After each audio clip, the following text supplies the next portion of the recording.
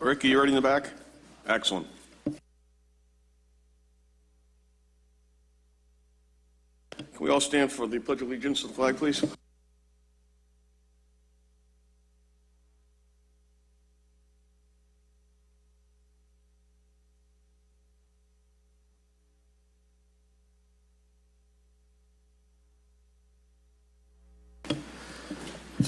Good evening, ladies and gentlemen. Tonight will be the Revere Zoning Subcommittee meeting.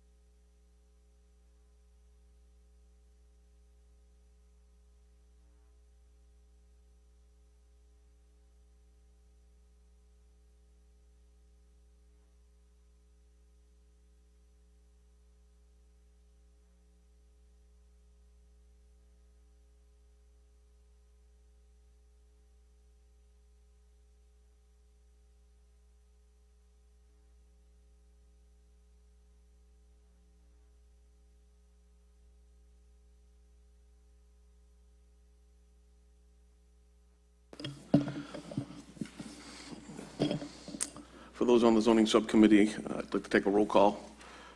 Councilor Morbido? Here. Councilor Rizzo? Here.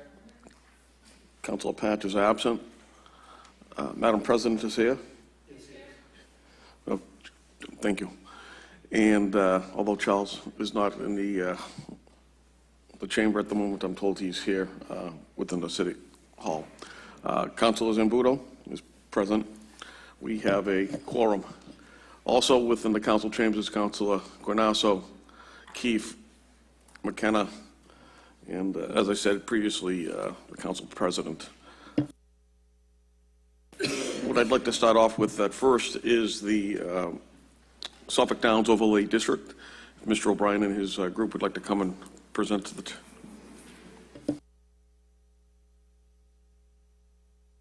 All right. Okay. Thank you, Mr. Chairman. I appreciate it. I'm not sure I'll do a long presentation tonight, if that's okay. I think I'd love to kind of get to people's questions if I could. There are a few things I'd love to say at the outset, if that's okay. Perfect. Okay, great. You know who we are at this point. I think I was at the Chamber of Commerce last week, and a few of the councilors told me that they could give this presentation themselves, I think. So I'm going to skip a lot of these pieces and just get into the master plan portion and try and take up a topic that may have come up, I think, last time around. So I think people know that our objective here is to create a mixed-use project that can be a great place where people will live and work, right?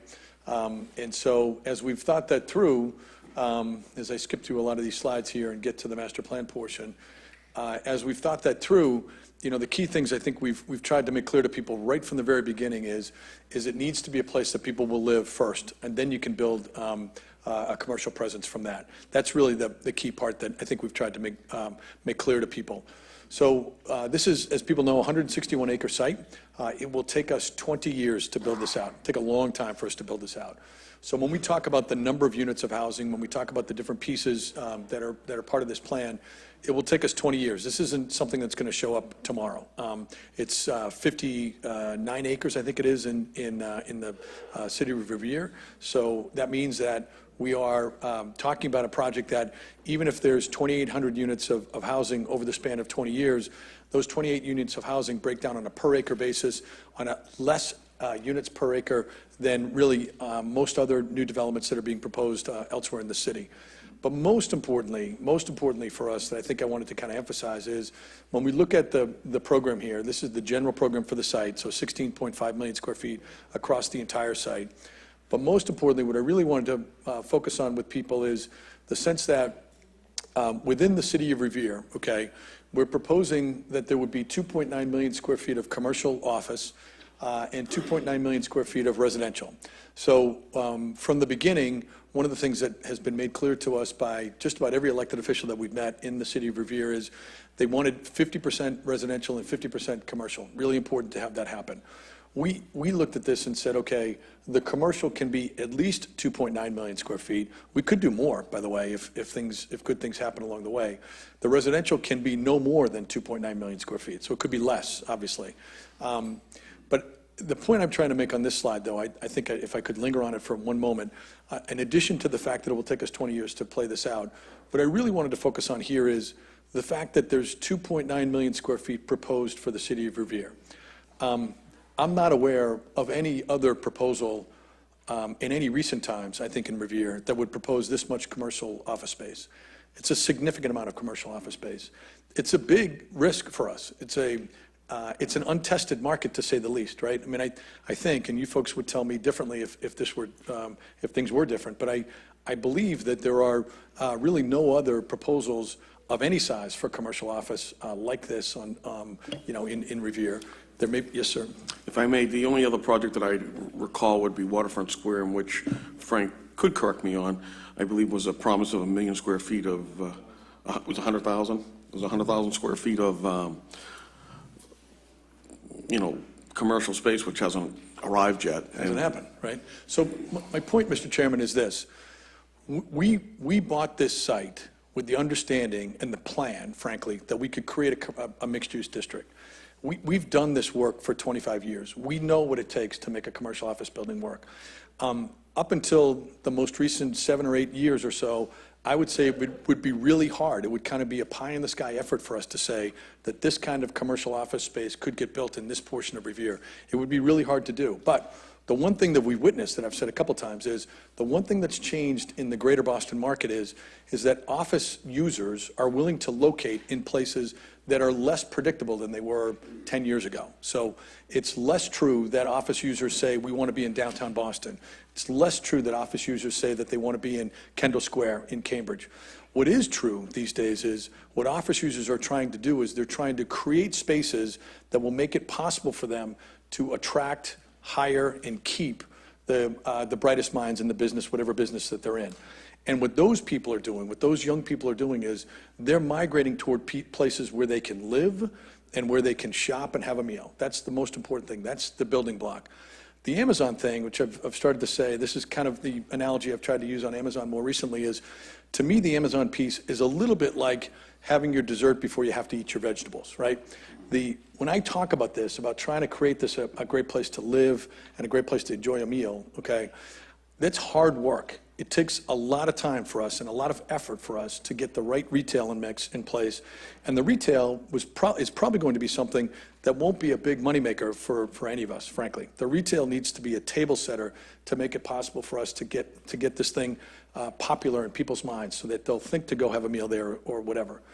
Once we do that, and I've said this, I think, since the very first that we started on this project, once we make it a great place to live, then we have a shot at commercial office tenants. That's the key thing. So when we say 50-50, we mean 50-50, and we're willing to agree in zoning and a variety of other documents to make sure that we're held to that account. So we'll work with you to make sure that happens. But when we say that, we are telling you honestly, I think you've gotten to know me. I'm a pretty direct person. We've told you honestly, we have to make it a great place to live first, then we can make the office work. So when people say, hey, there's this many units of housing, or there's this or that or whatever, for us, we say, well, yes, it's going to take a long time for those pieces to fall in place, maybe 20 years. And we need those pieces in place to get to the office. There's nobody else in Revere that's coming in to propose this much office. We embrace it. We want to make it work. But we'd be dishonest with you if we didn't tell you the hard work that's necessary to first make it a great place to live. So that's the key thing I wanted to start off with. I'm happy to talk about heights, but I don't think that was as big an issue because we've worked so hard to kind of shape the heights to make it work in Councilor McKenna's district and Councilor Nowoczewski's district as well. So I'm happy to talk about those issues as well, but I thought I'd maybe pause a little bit and just see if people have questions. Does anybody have any questions? Anybody from the committee first? And anybody from the council? Well, I actually have several questions. Sure. And one of the issues is that you're bringing up is, make sure that I'm here, actually. Sorry about that. But one of the questions that I have, and I think it's important to ask, is Why wouldn't you utilize the height that you have in Revere? My understanding, correct me if I'm wrong, you have greater height ability in Revere than you do in East Boston because of the flight path. I think we've maxed out the height in accordance with the flight path so far. So you're at 200 feet, I believe? Or, Yes, correct. Okay. In the back portion of the site, in the right-hand corner of this. Towards the Beachmont section, down Correct. by where the bounds Actually, are. more closer to Councilor Novochesky's district, I think he would say, closer to the furthest corner behind where the Stop and Shop and the Target store. Okay, so located. towards that end, all Yes, right. correct. But we also tried to shape it. I think, there are neighbors that exist there today, right? So we've tried to shape it to kind of carve it back a little bit so it's not a wall of buildings that are right up against Winthrop Ave. All right. At the end of the day, though, the other issue is with such density that you're talking just about 2,900 units, and you're talking about developing it over a 20-year period. You're not going to be developing over a 20-year period because you're going to have to put these out front immediately in order to develop. Yeah, the first phase would have to be residential. That's correct. This is the part that's going to be the hardest for the people of Revere because it's going to have the greatest impact on our school. It's going to have the greatest impact on our infrastructure, which obviously you have to fix. The one thing that you can't fix, and I actually point to our state delegation for not doing it, is when we have, and this is just commentary, so please bear with me, is we're now going to incur an area, and I say an area meaning East Boston and Revere, because we have to take that into account because it's obviously bordering 145 and actually affects every interchange within the eastern part of our city. That you're going to have close to, 10,000 units there, and there is no change in the modal operation within the region. There's been nothing, whereas when they were talking about doing the casino there, they were talking about major overhaul within the Broadman Street area and all the way up north to the configuration, I believe, to Copeland Circle and so forth. So you're now adding a greater amount of traffic with these 10,000 units at the end of the day within a 20-year period, yet there's no solution at the state level. This is going to have a great impact on us. So what mitigation factors do you have in order to circumvent these issues, considering it's, quite frankly, if I'm not mistaken, almost $100 million that they were talking about with the casino, and obviously other people here know better than I do regarding the total cost. What are you going to do for the city as far as mitigation for that total issue? Sure. There's two pieces in your question, Mr. Chairman, if I could. The first piece, you mentioned school children. So in our first phase, which would be mostly rental apartments, could be condominiums as well, if we can make that work financing-wise, we'd be happy to present a great deal of material to kind of walk through why there's very little in the way of school children that end up moving into these units. But that could be a separate issue. With all due respect, and I understand what you're saying, I went through this with Rose on Property. First, they said that they weren't going to have any children. Then they started building parks. Now they're up to 3 parks, and I know how a multitude of children up there, which is fine. I have 2 kids myself. You do yourself. So yeah, I don't know the Roseland people. I mean, if you'd like, that could be a separate piece on the infrastructure, if I could. The infrastructure, we do have, I mean, in our filing, we've scoped out for you what we believe would be a variety of pieces of infrastructure that would need to get built. You are right that the Commonwealth of Massachusetts would need to be involved with us, both in terms of the rapid transit and the improvements on the Blue Line, as well as the improvements on 1A. We actually just spent, at the end of last week, with the city team going through a whole long and a very extensive process of understanding the intersections that they want us to study. So we'll be studying how many intersections when all is said and done? Almost 40 intersections, which we'll do. So we're, to be clear, in terms of where we are right now, so we filed in the beginning of December a notice of intent with the city of Revere, that we intended to file our initial piece, which is the zoning overlay district. We did that in January, and then we're in the midst of that process with you, and then we'll begin a PUD process. We're also separately in the midst of a long process with the Commonwealth of Massachusetts through the MEPA process. That process involves a variety of scopes that were given to us, including from MassDOT, of intersections that they'd like us to study. So the combination of the Commonwealth of Massachusetts, the City of Boston, and the City of Revere has given us instructions to study 40 different intersections. At the end of the day, that will produce the mitigation plan for us. So there could be improvements on Boardman Street. But respectfully, you're talking about intersections, it's pretty much at that point signalization. That's my understanding. Part of it might be signalization, part of it might be adding some lanes here and there, turning lanes and the like. There's All right. a variety of different ways that the intersections can be improved. My point is it's off-site, as you say. We build all the roads and parks on-site, so Right. that's a very significant expense on our side. You know, as you point out, we'll want to be working with the Commonwealth to try and get the Commonwealth's aid as best we can. We're not a casino. We're a mixed-use development, obviously. So obviously I'll have to speak to the mayor about engaging our state delegation and those within the state that can State delegation assist you has with been that. wonderful. Yeah, and we've spent obviously the a city. lot of time with the state delegation. They've been wonderful with us, really thinking about it, you know, with us, thoughtful, giving us comments, thoughts back. We've also spent a lot of time with the MassDOT staff. We know MassDOT and the MBTA team very well. Every project that we work on involves a significant amount of involvement with MassDOT, so they know us very well as well. Thank you. I believe Council McKenna would like to say something. And I just would like to add, thank you, Mr. Chairman. I would just like to add that Tom O'Brien and Dino, we sat down many times down in Donley Square, and we looked at the problems that Donley Square is facing. And Donley Square, we all know, is broken. And he did commit to, you know, trying to help fix the problems that are down there. So we have talked about Donley Square in the past, and I just wanted to add that feature. Thank you. Yeah, I mean, a detail, you know, from some of our conversations, just to kind of give this sense too. You know that as you come down Winthrop Avenue toward Beachmont Station, the buses that kind of go to drop people off, they have no turnoff there, right? So the buses stop to let people off, which backs up the traffic, which means that people are trying to make a right onto Bennington at that point in the mornings. It's a mess, right? So our proposal is to acquire at a fair price the Beachmont roast beef property that's located there. We don't want to build anything there. We think it can be a great civic plaza, and it can be a turnoff for the buses, which should improve that traffic. So we're willing to spend money to make these pieces work better, that's for sure. And we'll do that in conjunction with you, the state delegation, and the MassDOT people. Councilor Zambudo. Thank you, Mr. Chairman. I was a bit puzzled by your comment, multitude of students. Can you define that for me at Roseland? Well, I can tell you that my children have well over 20 friends up there that they play basketball with. They go both to My public and private schools. understanding was it was around 20 students total after the whole build-out, so... That's incorrect, but I'm not going to even, I'm not going to Well, debate the issue I want to with know you. what multitude means. Point of That's what I'm information. trying to find out here.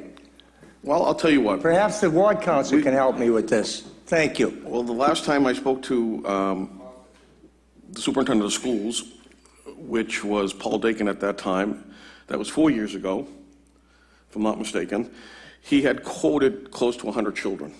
And I checked that, and it was never true. And How- with all due respect okay. to the former superintendent, he was crying wolf on the students at that property for years, and every time we looked into it, it was in the range of 20 students. So I don't know how you could check it concerning- I just want to know what multitude is, Well, because when I hear things thrown around that don't have factual evidence to back it up, I get concerned. So what is your source? What is your source? 1 second, Charlie. What is your source? My What is your source for this was all the information, considering you don't investigating I have did over the years. You have no inference. I'm talking to the superintendent who actually has... You're talking to a superintendent who for years Okay, thank told you. me we were going to Charlie. be buried with students, and every time we investigated that, it was not true. So that's my source. Now, Okay. your source, you're using the same source, superintendent. only you're Thank you. extrapolating it a different way Okay, into thank you. multitude of students. Thank you. I disagree with the term multitude. Very good, thank you. You Charlie? know, I really don't want to get into this because we're talking about Suffolk Downs, but that statement is not true. 100 kids. I've checked every year up there, and the most they ever had was under 40 kids there. Now, Malden might be a different situation, but their kids go to Malden schools because there's only been 2 buildings built in Revere, and that was many. They haven't built in many years, but they've been building up in Malden. In the first building that they put up there was supposed to be condos, so some of them had 2-3 bedrooms, and they couldn't sell the condos, so they made them apartments. And Roseland doesn't even own that building no more. So, there's never been, and most of the kids that do live in the Revere buildings are workers' kids that get the apartment for for minimum pay. But I know, and I've talked to the truant officers and checked, and I don't know where you get that figure of 100. Well, like I said, I got it from Paul Dakin, so Well, I I'm trust Paul sorry, but I Dakin. honestly doubt that, because I talked to Dakin too, and. Well, obviously, we're hearing two different things, but that said, that's not this project, but you have to take it into consideration. Same thing with 250 Broadway, that we were told that we weren't going to have any kids down there too. But that's another story in itself. No one can tell anybody how anybody's going to reproduce, especially when you have 3,000 units.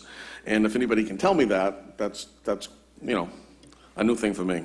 But everybody's going to have their opinion. Councilor Rizzo? Thank you very much, Mr. Chairman. Well, Tom, you probably got where I was coming from last meeting, and I just have grave concerns, having moved around the city and talked to people over the last few years. There is a real challenge out there with our existing residents with respect to traffic. We have kids at the high school right now that are being taught in what was once closets. We have to figure out where we're going to find funding for a new high school, or we may lose accreditation at some point. There's a lot of concerns I have just with what's coming up out of the ground right now with respect to residential. The commercial part of it, if you were to come to Revere and say, hey, we want to start off with an office building, we want to start off here, but we've been told for years and years that if we put up more residential, we'll get the commercial. We put up more residential, we'll get the commercial. And we keep putting up more residential, but we really haven't seen the commercial. And now, to look, I was just doing, we talked about the 3,000 units, Mr. Chairman, in Revere, but I think you might have alluded to it. There's another 5 or 6 or 7,000 going up in Boston, and unless we're going to put a fence up at the end of Revere, there's a potential for them to use the infrastructure here in Revere as well, our streets and so on. And, as I started thinking about that, I said there could be, if you just took one person living in every unit, which we know it's not going to be just one in every unit, this would make, and I just had to look, for some reason, I was saying to myself, that is a huge piece of property. It's a huge residential development. It would put Suffolk Downs in the close to top 100 cities and towns in all of Massachusetts based on population. It's just a huge project that we're looking at, and I know that we all want to see something get developed there. We don't want the horse barns there, and I know you don't, and we don't want to see. As much as I would like to see the racetrack there, I've been a real, I have real fond memories of the track, but that has come and gone.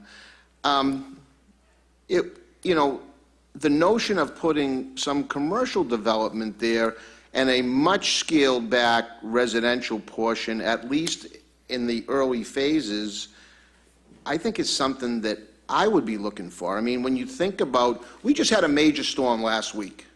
We have people, again, our existing residents that live here now, that had their cars floating away, that had their belongings floating away. How are we going to handle another, and we haven't even put online the hundreds of units at Shaw's right across the street from where you guys are proposing 3,000.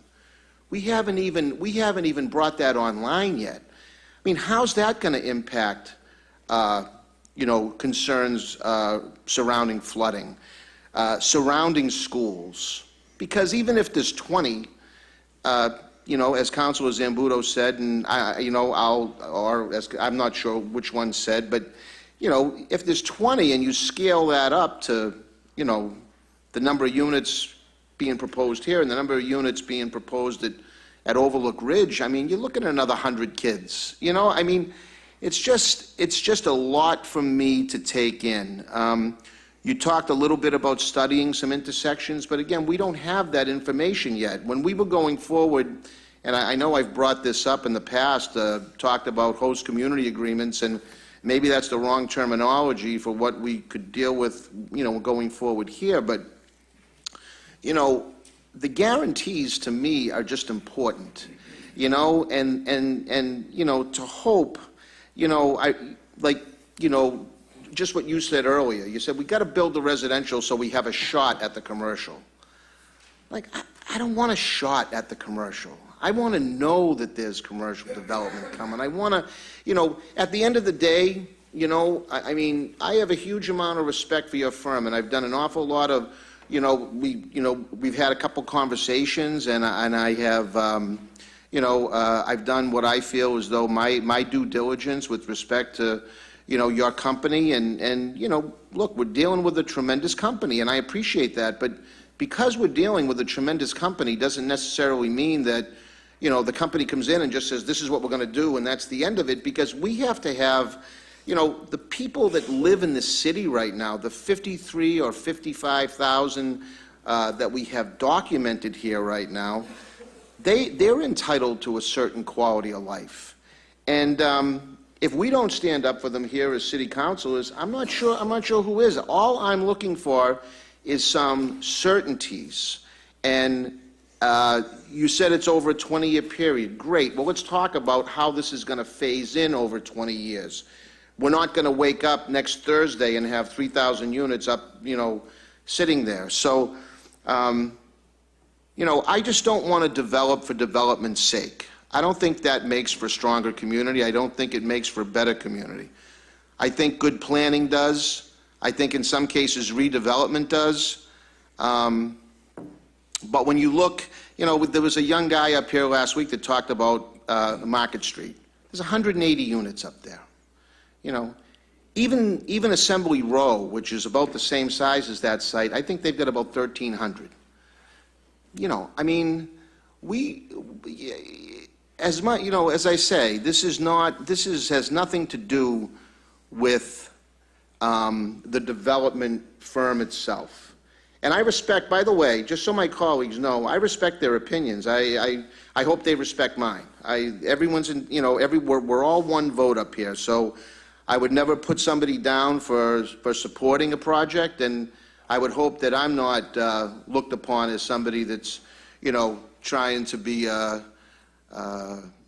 somebody that's an obstructionist, because that's not my goal here. But my goal is to protect the city. And if we can come up with something, at the end of the day, Tom, you might say, I don't need your vote. I got 10 more votes, so good luck to you. If that's, I'm not sure where my colleagues are all going to come down on this, but at least while I'm here as one city councilor, I would like to, appeal to my colleagues so that we can get some assurances and we can get some timetables, and we do know that the infrastructure can handle what we're already doing here in the city, excluding what you're proposing over there. Because like I say, it's going to be a massive project that at the end of the day, and again, I'm not saying this disrespectfully, Tom, but at the end of the day, the truth is that everything's going to be built, and everyone here on your team is probably not going to be sitting up here in the council chambers with us thinking about what the best thing to do in Revere is. They're going to be going home, wherever the home may be, and we're going to be dealing with the residents here in Revere that want to know why they're sitting. I mean, we hear it all the time up here. I'm 45 minutes in traffic. This council is prepared to vote down, or has voted down, a 140-unit building on Revere Beach because of traffic, and it's absurd. And now we're talking about 3,000 units like it's a matter of fact. And it's a little, be honest with you, it's a little mind-boggling to me, because it's a massive undertaking, especially when you factor in the Boston side. And I'm going to close, Mr. Chairman, with just one final thing. And it was just something, and I like hate. I'm not a I'm not a glass half empty guy. I really am not. But when we were going through the presentation last week, and I saw the plaza at Suffolk Downs and how beautiful that looked, and the shops and the restaurant and the people and the rendering, the whole thing. And when it came to Revere, we had an amphitheater that, to be honest with you, I would view almost as a necessary distraction, to be honest with you. No, Councilor, I wanted to follow up with you on that. We showed this last time. This is the square that we're proposing at Beachmont. On the left here, what we're proposing here, that's an innovation district. It's a commercial building that we would build probably at a loss, frankly, without a tenant, because we want to try and set the table today. So that, So which building are we looking at right now? right on the left-hand side of that screen, right there.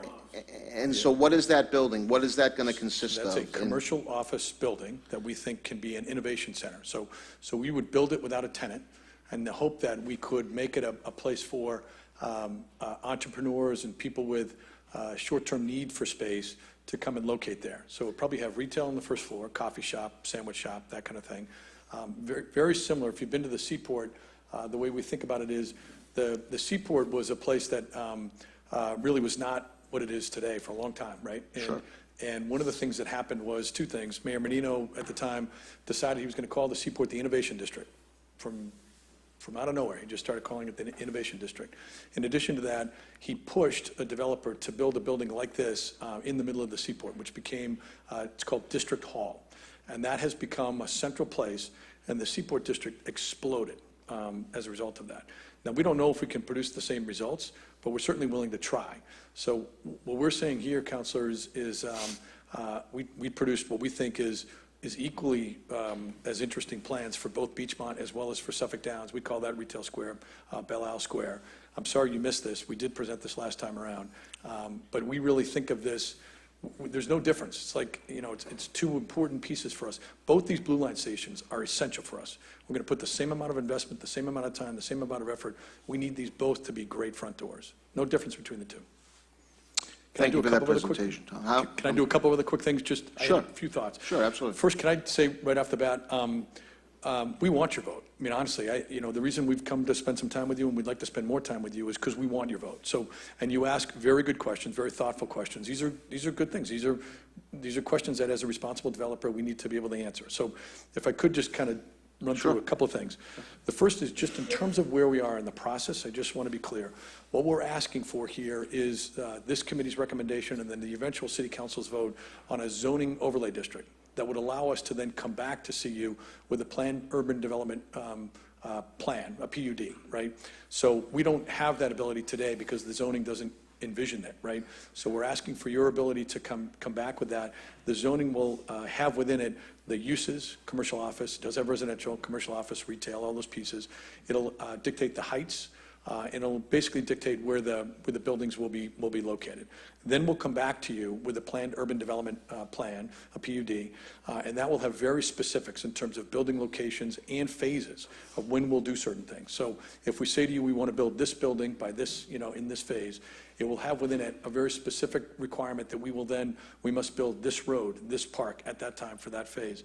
We must build all the following pieces in terms of retail, that building. We've said up front to everybody on the mayor's staff, as well as all the city councilors that we've met, that we will commit to build that building in the first phase, that innovation center. That's not a moneymaker, I will tell you, right out the gate. But we'll build that building in the first phase. So we said we would do that. And what is the square footage of that building? I think that's about 40 to 60,000 square feet, something like that. 48,000 square feet. And we think of it as, we want it to be a well-designed, beautiful building. We want that to stand the test of time. This isn't we're not throwing this up to kind of try and make it work. And I will tell you, I don't want to be public about this if I could, but we've started to have conversations with the kinds of people who can help us manage that for short-term office space, right? The kinds of entrepreneurial entities that are out there talking to people, could help us with that right now. So we've started already to try and make that building a success. If I could just do a couple other quick points. Sure.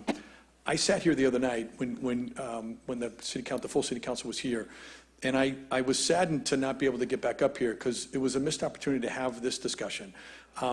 The assessors team presented first, and there was a tremendous amount of discussion about how much the tax burden falls upon homeowners in Revere. And it's true, right? Revere is much like most of the 365 cities and towns in Massachusetts, in that most of the property taxes paid in those cities and towns are paid by homeowners.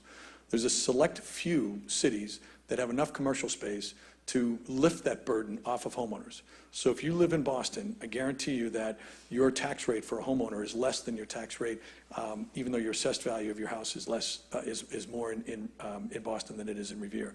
So I don't know. I haven't been able to do the back and forth, but way cheaper in Boston from a tax perspective to live because there's commercial office space in Boston. That's true about the communities along 128. If you go from Lexington to Waltham to all those different pieces, that's true because they have office space. So what Revere needs is Revere needs office space. You get, as you know, I mean, you've sat as the chief executive. You get not only a better rate from the commercial office space, in the beginning, when you add new space, you get a far better rate even at the new space, right? I'm not a tax expert, but I will tell you, adding commercial office space is a huge benefit. Revere must have it, has to have it. But I would be not honest with you if I didn't also tell you this. We started working on North Point, which is the old rail yard in East Cambridge, in 2010. We bought that site in August of 2010. It was a site very much like Suffolk Downs. It was a site that had, there's a Green Line station right there. Leechmere Station is right there. We had an Orange Line station. The Bunker Hill Station is right there. Both were right there. It was a site that hadn't had much in the way of development. It was an old rail yard. It was a site that, was a place that we had put in place a plan. We were kind of ready to move forward. We permitted that site for 5.5 million square feet. About 2 million square feet of that was commercial office, and the rest was residential. Cambridge wanted more residential than office. We wanted to build an office building in the worst way. And frankly, the people we bought it for the 10 years before we were even on it, they wanted to build an office building. So over a span of probably 17 years, we begged people. We made pitches to State Street. We pitched, who else? Can you remember? We pitched Blue Cross Blue Shield. Who else? I can't even think of it. 20 companies. Ironwood. I have a shelf of pitches I made to companies. Now, this is Cambridge, okay, on a Green Line and an Orange Line, okay? We built a residential building. We completed that residential building in 2015. Now, there's an office building going up there right now with a new investor, new group, and frankly, they'll get a tenant on that. And I think, frankly, they feel enough good things going on that, they'll build another office building as well. So I would be dishonest with you if I looked at you and said, it is possible for us to bring an office tenant out here with that site, even if I demolished the horse barns, even if I took the fence down, even if I took all those pieces out, and it were just the dirt, okay? I'm telling you, I've been doing this for 25 years. I don't think I can get an office tenant. I just can't. But if you will allow me to build a first phase with retail, with that innovation building, and with, call it 900 units or so of housing, okay, in the first phase, if you will allow me to do that, I'm telling you, we will move heaven and earth to bring an office tenant to this site. We will make sure that we do that. And I will tell you, as long as I'm alive, I'll be sitting here, I'll be the one sitting here doing this stuff. And our intention is to build an office building. That's what we'll be doing. So, Mr. Chairman, I just want to, I know I said I would close, but now that Mr. O'Brien has come back, I just have some follow-up to that, if I may, Mr. Chairman. Of course. So you had just mentioned if you allow us to start off with 900 units and allow, that's still an awful lot of units, but It is. it's a far cry from 3,000. Yes. So we're going in the right direction in my mind. Yeah, but we need the right to build, we're not saying 3,000, by the way, it's about 2,800. But we need the right to build the 2,800 over the span of that period of time. So is this overlay district going to automatically grant you that authority too? No, we're going to come back for a PUD with you, so the zoning will kind of line up the pieces, but the PUD will be the specifics that will allow us to do that. So what is it, if I could just direct, Frank, maybe you can answer this, or Paul or Bob, one of you, if this overlay district is approved, what can the developer do by right at that point? Well, the uses are all outlined in the overlay district, what he can and cannot do. The heights are outlined in the overlay district, what his maximums are. His setbacks are outlined and buffer zones are outlined in the overlay district. Although the city council, through your regulatory authority, has the authority to impose conditions and safeguards through the special permit process to shrink those maximums and minimums. So you have great leverage to impose safeguards and limitations on this development through the special permit process. So what type of limit, in other words, if this overlay district is approved, say the city council says, no, we're not happy with anything in the PUD process. We don't want, we've changed our mind. We don't want any residential. If that were the case, what rights does the developer have at that point? Well, he has to work with the city council because you're the regulatory authority. You call the shots on the number of residential units that can be built in Phase 1, Phase 2, and Phase 3. So he has, so that, not he, they, the company would have no rights to even one unit unless we approve it. That's correct. That's what the Special Permit Master Plan Development, PUD, is all about, is to create that envelope and those conditions that'll be applied to this development. So the work is yet to come. This is just a precursor to a lot of work that has to take place during the PUD master plan process. And I might add, Councillor, that the overlay district actually... The overlay district before you calls for precisely that process. It is referenced in the zoning that a PUD process is required, and it's a master plan process that will look at the development from beginning to end. It will be done, as you suggested, in phases, so that we know what has to be done and when to meet the requirements of the zoning. The zoning are your greatest guarantee, but the PUD process will say what within what the developer can do, what they actually will do, and that needs to be approved through the PUD special permit. So all we're doing, if this is approved, is approving uses that would be allowed, but with no specific numbers. We're just approving, basically, it's just a zoning change, correct? That's correct. And keep in mind that the current zoning on this parcel calls for housing to be a forbidden use, which means they could not even come forward with a PUD that reflects the mixed-use development plan that Tom has been talking about from the beginning, that was reflected in the Amazon proposal, et cetera. So this is the essential first step to allow the development process to proceed. So just final time, just because I need to understand it. So the overlay district is approved. Now housing is allowed. It's currently not allowed because of, same thing at Wonderland, I would imagine. That's correct. So no housing is currently allowed. This overlay district now allows for housing, but it does not say you can build up to, okay, so we have height restrictions. Well, I want to come in and I want to build, a 10-story because it's allowed 10-story here. It's not by right at that point? They don't have rights to go up to 10 stories Councilor or rights Rizzo. to go up to? May I It's interject? allowed by right, but it still requires approval through the PUD process. May I interject? So, Dan, I think what's happening here is because of the current zoning, the way that it's written, doesn't allow for any type of housing there. They're doing an overlay district, which will say that we will allow a special permit process to take place in order to allow housing. So, basically, it's changing the zoning to allow a special permit process within the PUD. Does that sound about right, guys? That is correct, and I must say it gets So down they have to to come back to us. So under the issues table like- of uses, it is not allowed, it is by special permit. correct. Okay. And I must say, we will also get into a level of detail that deals on the residential side, not only the quantity of housing, but the quality of housing. For example, housing for the elderly is not likely to impact the schools in the way that family-based housing would. Those are the kinds of discussions that will take place in the PUD process and where specific commitments will be made, not just to the quantity, but to the quality of housing. Thank you, Mr. O'Brien, appreciate it. I believe Council Morbido has a question, Mr. O'Brien? 1 second, sir. Yes.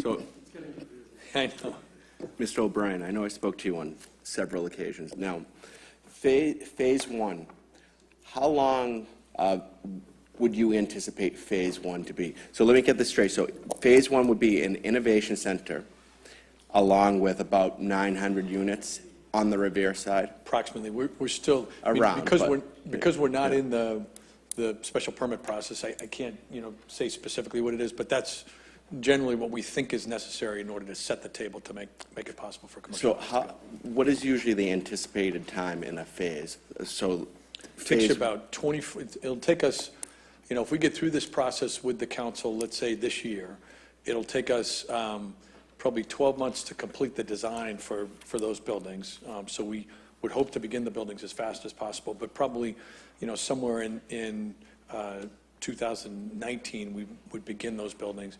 It takes about 24 months to build the buildings, 22 to 24 months. And I anticipate with high hopes that there'll be some kind of condo unit, condo complex in that. If we can finance it, if we can make it work in the market, we'd love to sell condos, yes. Thank you. Folks, I think I'm just going to let one person from the audience, Tony, after you, Tony, go ahead. Council. Thank you, Mr. Chairman. At last council meeting, I tried to, I guess I failed. I tried to clear up the fact that we were voting on an overlay district and we were getting into numbers that were really not relevant to this proposal here. And I think I clearly stated that everything was in a special permit process after the overlay district was voted on. So I just want to kind of clear up that we are voting on an overlay district for this parcel. And I'm hoping we're going to do that tonight at the regular council meeting. Thank you. Thank you. Before I let you speak, sir, just give me 1 second. Mr. O'Brien, I just want to reiterate, I want to hear what you said. You said 40,000 to 60,000 square foot. Yeah, I think, Doug, correct, I had it 40,000, I think it's 48? No, it's between 40 and 80,000 square feet. Sorry. Up to 80,000 square feet. And you're talking, that's probably, what, just around about a $50 million build-out for a building of that nature? Yeah, at least, yeah. So this is, folks, I want you to understand this, and as much as I have my reserves, and I make my commentary regarding schools and things, I want people to know this. This is the first project in the city's history that I know of, and Frank, you can correct me, in which a developer is willing to sink $50 million into a process in hoping that they're going to bring somebody to Revere to develop Suffolk Downs into something magical, so to speak. That's a lot of hope, sir. Well, look, these guys are anxious. We've seen it happen, right? So I see what happened over at Leechmere. I mean, I know what you did there. Yeah, I have no questions about it. We're fortunate in that we have an investor group that's willing to believe in us, but anyway, these guys are anxious. Mr. Chairman, just one other clarification. Office buildings are not the only form of commercial development that will take place here. There are retail, restaurant, laboratory space, and so forth. Retail and restaurants certainly will be part of the first phase, even though a major office building beyond the Innovation Center might not be. So understand that commercial is a much broader definition than just office building. So, Mr. Chairman, one more thing, just for clarification, too. The residential buildings would be mixed-use buildings, so they would be residential over retail. So the retail would probably be up to 75,000 square feet of ground floor retail as well, in addition to the Innovation Center. So there are definitely commercial uses that we're proposing within it. And we'll be also exploring the possibility of a hotel as well in the early phase as well. So again, it wasn't meant to be 900 standalone units with nothing else around it. It was really meant to really create that retail square, that district from our perspective, which is really what's meant to jumpstart this part at Beachmont. So we're really excited about those integration uses. Understood. And gentlemen, I'm going to have to cut short. I'm going to have this young man in the audience come and speak to us, and then after that, I have to attend to C-1802. And Attorney Simeone, I apologize for the breadth of time. Go ahead, sir. Chairman, in all due respect to Mr. O'Brien, Mr. O'Brien's a dreamer. He's dreaming. Good dreams, but they're dreams. You are, sir? I'm sorry. Your name and address, sir? Patrick Catrone. I'm living in Lynn now. I used to live at Suffolk Downs, Orion Avenue. I'll read that to you now. I talked to Mr. Zawinski in the planning board in Boston. He told me to write him a letter pertaining to what I was talking about. Enclosed, you will find what you asked for concerning Suffolk Downs. I was born across the street from Suffolk Downs Racetrack. Everything I write can be verified. It is my opinion that Suffolk Downs property will be the last place for the proposed project. Patrick Catrone, that's my name. Thank you, sir. If you could submit that, I'll be more than happy to take it. Thank you. I'll give it to you. Excellent. Oh, I'll give all to you at once. I was born across the street from Suffolk Downs Racetrack at 19 Seaview Avenue in East Boston, up in the hill. There were no homes. It was just my house and the racetrack down below. Okay. It is my opinion, based upon my personal experience, that Suffolk Downs property should be the last place for the proposed project. The last place. First of all, Suffolk Downs was built on wetland. Governor Curley used all his influence and power to bend and break the rules to build the track. Sir, If you- I'm sorry, I do have to ask you for brevity's sake that we take the written commentary. I do have somebody else that I have to get to. I said that earlier. I do apologize. You're welcome to come back next week and Why should I come back next week if I'm standing here now? well, frankly, sir, we're There's cut only- for By the way, time. this is only one page. Go right ahead, sir. Okay, first of all, Suffolk Downs was built on wetland. Governor Curley uses all his influence and power to bend and break the rules and build the track. A few years later, he was convicted of a variety of charges and went to jail. One must understand the period. It was 1935 during the middle of the Depression. Unemployment was running 20% high. Personally, I had two uncles that worked at the track, 10 hours a day for $5. They were glad to get it. There was no money around. Years later, my Uncle Fred told me that they used asbestos in the walls and on the pipes. At the time, nobody knew what the danger of asbestos was. Today, it's outlawed all over the world, and it's the second biggest cause of cancer after smoking. My uncle told me that they trucked in tons of sand from Revere Beach to cover the wetland that is now the grandstand. They used gravel and cement to cover the floor. In 1969, after repaving the floor many times, they decided to tear it up floor and at the north end of the grandstand and laid an asbestos mesh. I asked one of the workers what that was, and he said it's a mesh that allows the water to flow through. He said it would hopefully keep the ocean water running through. However, it didn't work, and the floors are now worse than ever. Nobody will stop the tide from coming in. With increased global warming, building at Suffolk Downs is inadvisable due to environmental health and eventual fiscal concerns. In 1943, and I was right there, watching it, one of the tanks had a major leak. It was in the month of October.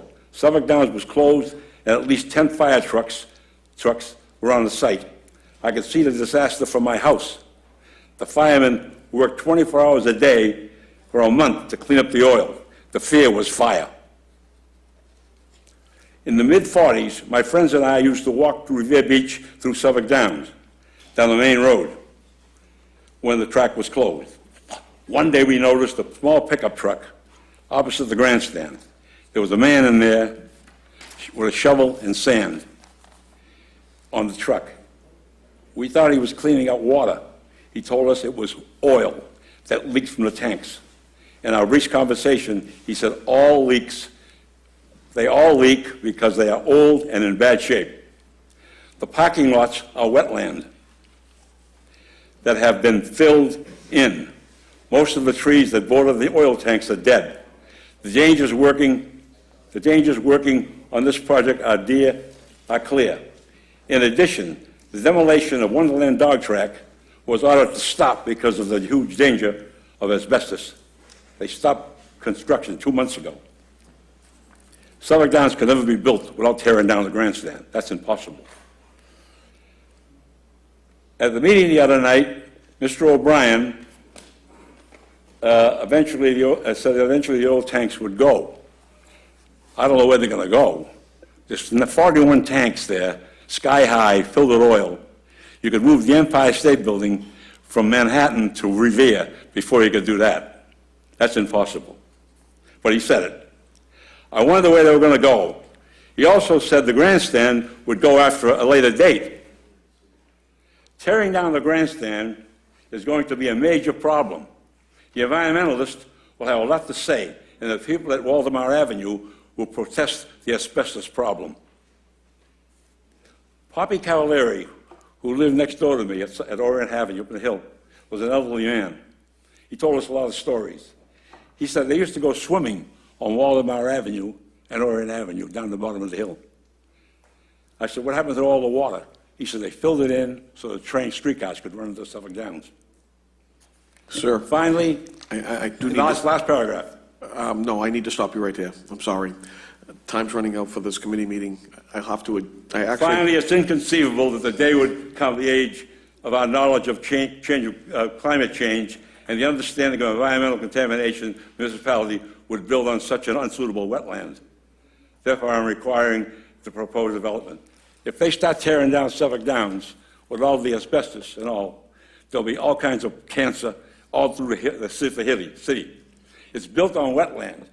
The hotels he proposes cannot be built. That's impossible. It's all water.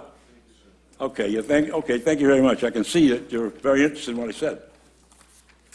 But when they start building it, you'll find out they can't build it, and they'll be stopped.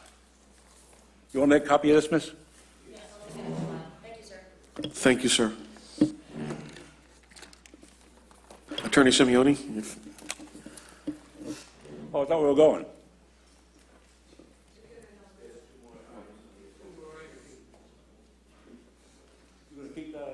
with that said,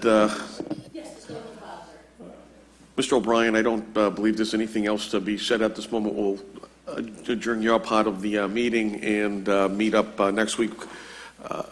I'll speak to the other Mr. O'Brien, and we'll confer as to how to best approach this. Thank you, gentlemen. Attorney Simeoni, I'd like to quickly address C-1802, and I'm going to unfortunately have to put the other two issues that you have before us on the back burner. Yes, Mr. Chairman, if you could take the Achara development and keep that in committee, along with the 14 Hutchison for the Tabernacle, and keep that in committee. And my expectation on the latter is the city will issue me a letter, and that I'll be withdrawing the latter, and I'll be continuing to work on the other one. So that leaves me before you with just the item dealing with 225 Broadway Revere. And did you bring the conditions with you? I did. And could you give them to the clerk? Clerk already has. Oh, you just want to read them in the record? Okay, I got you.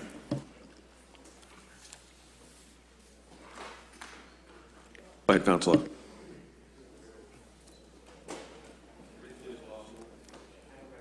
So, as this body is well aware, having had 10 members actually show up at the small site at 225 Broadway, we're seeking a special permit to modify a non-conforming structure, existing structure being 1,543 square feet.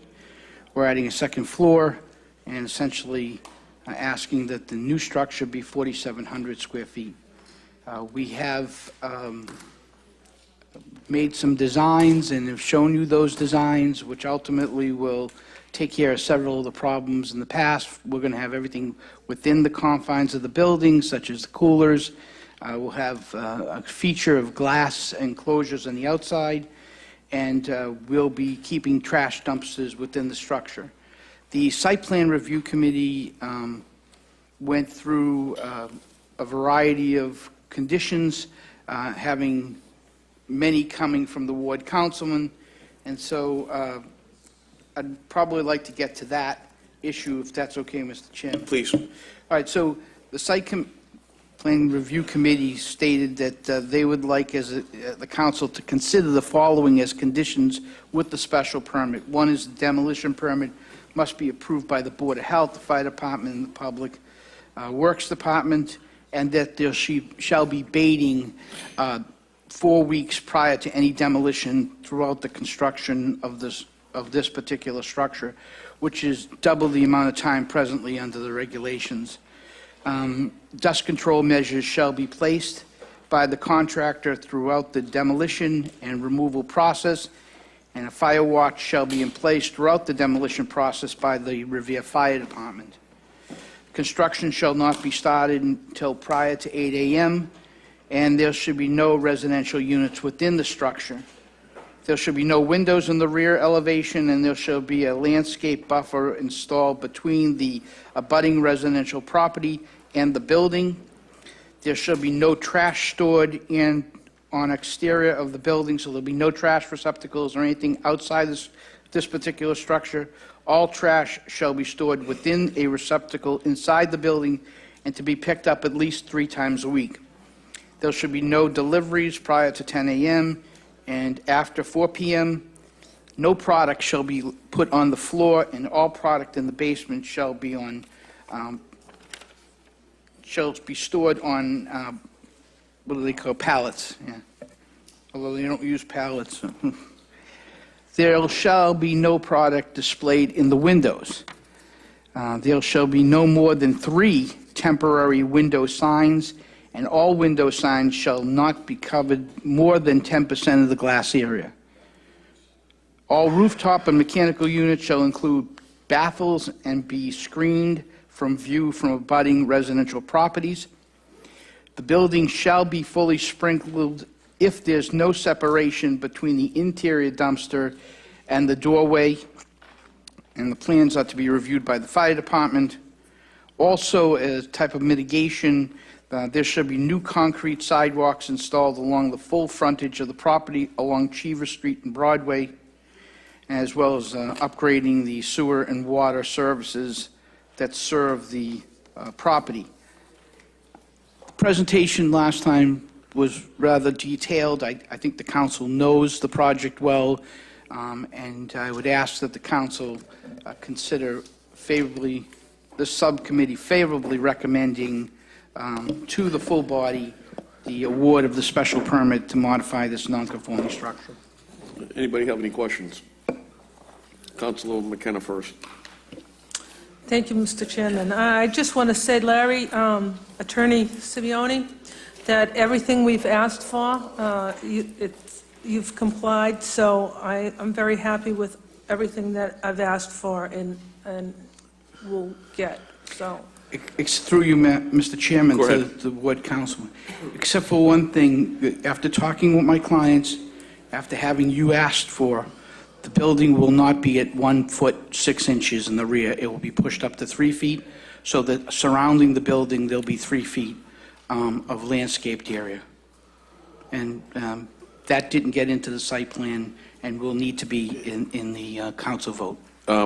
So the setback will be Attorney Simeone, is that for the Rear abutters set- at Cheever Street in order to maintain a 3-foot buffer zone for them? Yes, exactly, the ropers. Any other councilors? Sir, madam, would you like to come to the podium, please? Elizabeth Roper, 7 Cheever Street.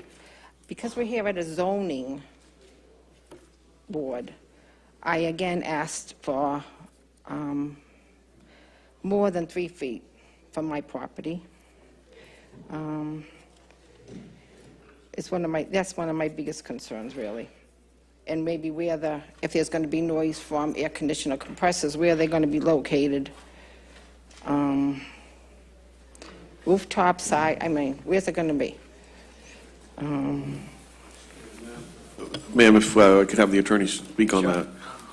As far as Through you, the... Mr. Chairman, to Mrs. Roper, the ordinance requires that the placement of mechanical rooftop units be as far away as possible from abutting residences. So chances are it will be where it is and maybe a little closer to the corner of Cheevers and Broadway. Well, because it's not listed on the site plan, it's not listed here at all. It's on the I don't see- design? It's not on the design at all, that I can see. That it's not above, the units above are not shown in the design. But that's the building code. That's the ordinance. Okay. Councilor McKenna, go ahead. Thank you, Mr. Chairman. Larry, can I ask you a question? So are they going to hear noise? Because one of their biggest complaints when I was, since I started as a counselor, is that they were getting inundated with noise from the refrigerator. The refrigeration unit that is there now was added many, many years ago, so it's an old unit, number one. And two, it's completely outside. With the new structure, there'll be a cooler in the basement and a cooler on the first floor, a walk-in cooler, and both of those will be new, modern units, which are much quieter, and be totally within the building. So there'll be nothing outside the building. So what I'm asking is, are they going to hear any noise from these compressors or that's going to be located on the roof? My expectation, the units on the roof will also be new because it's a new building, but will also be placed farthest away from both residences, the residence on one side or the other. So can I answer that question? Attorney Will they Simeoni? hear it? I'm gonna- No. I'm gonna I- interject. I don't know if they'll hear it or I not. think I know someone who might be able to answer that. Councilor Keefe is involved with that industry, and he knows about cold walk, Sure. cold storage. Rooftop units, I mean, obviously, I would just suggest that if we could add into the specifications that, like you mentioned, keeping them the furthest away from the residential areas, probably closer to the Broadway side. No one on Broadway is going to be upset if there's noise because there's no one Absolutely living not. on that end of Broadway. And the only other, I guess, specification I would ask for is, you had mentioned the trash being totally enclosed. It'll be totally enclosed within the structure, not to be viewed by the public. Because currently the trash is viewable. If that was enclosed, I think that's a big win for the neighbors in the area.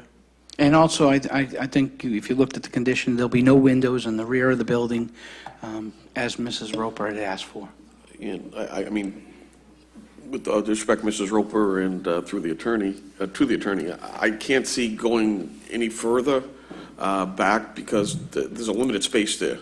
And the lot was non-conforming to begin with. So 3 feet is not the best, but it's better than what it is right now.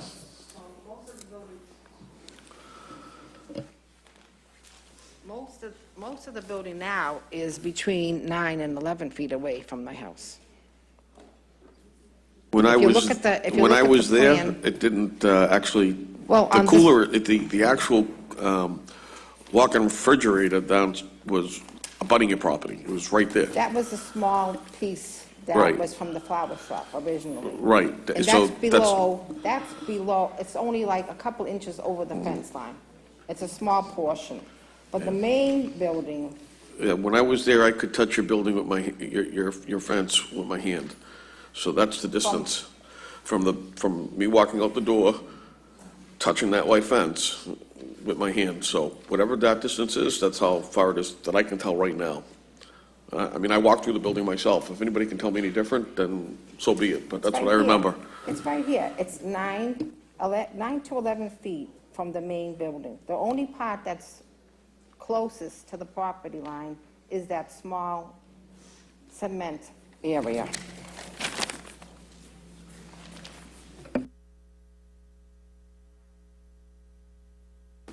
Mr. Chairman, are you going to take a vote on this and the other matter tonight, the overlay district? Not the overlay district, but we'll take Well, up this I'm matter proposing tonight. a motion to take up the overlay district.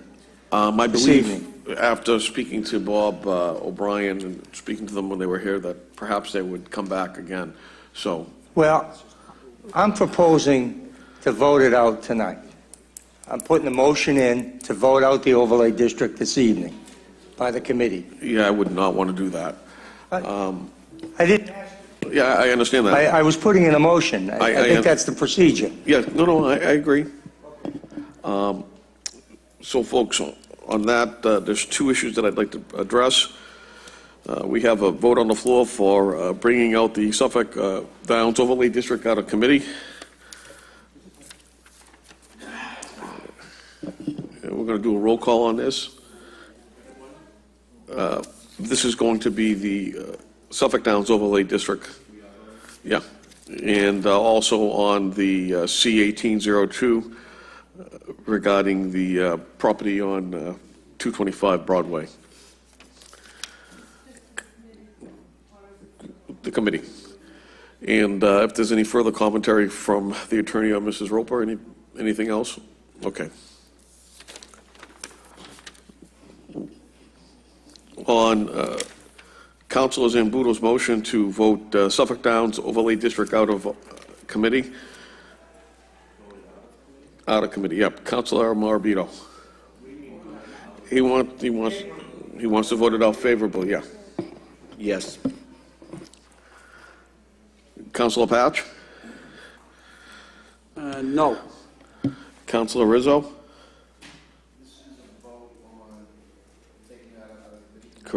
No. Councilor Zambuto? My vote is yes. The president has a vote also. Well, I get that. Give me a second. Committee members first, then the president. That's the formality. Madam President? Yes. And I vote no. Point of information here. They already left. I mean, he wants to vote on it tonight. We already told him we're not voting on it tonight. Correct, I know that, but Councilor Zambudo just has, the need to put the motion forward, and that's fine. I'm more than happy to entertain it, even though that's not what we agreed to. I mean, that's why I'm I mean, you heard voting, me that's why I'm speak to voting him. no. Thank you. I think they should be here. They should- The city left too. I Correct. spoke to them Everybody as left. they were leaving, and I told them I was voting it out of committee. Okay, well. That's why I The did noes it. have it. What's that? The noes have it. No, they don't. What are you talking about? Council Morabito, myself. No, my Councilor Councilor Patch. Norito was a yes. The yeses have it. So it's a no. 3 and 3 is a no. It did not pass. Thank you. C, 1802, 225 Broadway. Council Morabito? Yes. Council Patch? This is a vote for the, For the Broadway project. yes. Councilor Rizzo? Yes. Madam President? Councilor Zambudo? Yes. And I vote yes as well. Thank you. That'll conclude the long and extended zoning subcommittee meeting. Thank you, Jim.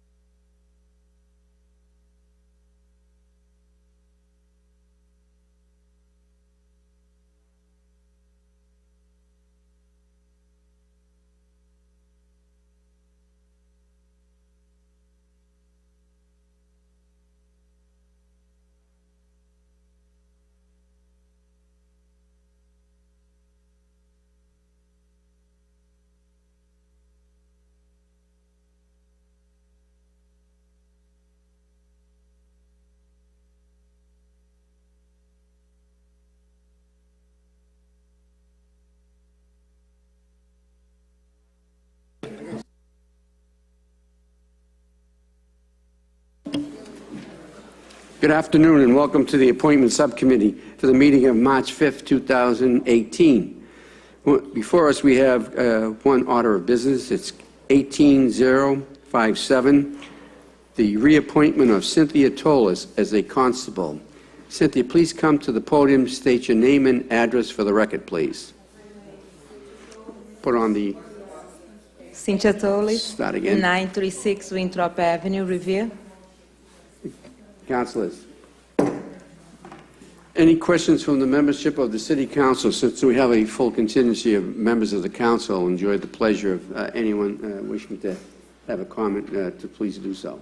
Councilor Morabito. I'm very pleased with Cynthia, and I urge my colleagues on this subcommittee to vote in favor of this reappointment. Any other members of the City Council wishing to speak? Cynthia, it's the wish of this City Council, and they asked me to say this to you. We are not to receive any summons. No. So, okay. I'm okay with that. All right. And you do service the city of Revere already? Yes, absolutely. It's a pleasure, it's an honor to be part of this community. Not just to be part of this community, but also to help other people, because my ability to speak Portuguese and Spanish is just, I have calls from these people. It's an honor, it's a pleasure to be a part of this community. I love it. That's great. We really appreciate your service that you I do for the community. appreciate the opportunity. I appreciate. We appreciate everything you do for us, and continue on, do a good job. And Thank you. You'll be reappointed when the Committee of the Whole meets this evening. There's no need for you to stay in attendance because obviously everyone's here, and if anybody had any objection, they would have stated so. So we will vote you out favorably, and you can pick up the paperwork in the next few days. Thank you so much. I Congratulations. appreciate that. Do a good job for our community. My pleasure, always. Thank you. Thank you to the members of the subcommittee and members of the council for your attendance. Thank you. That concludes this appointment subcommittee.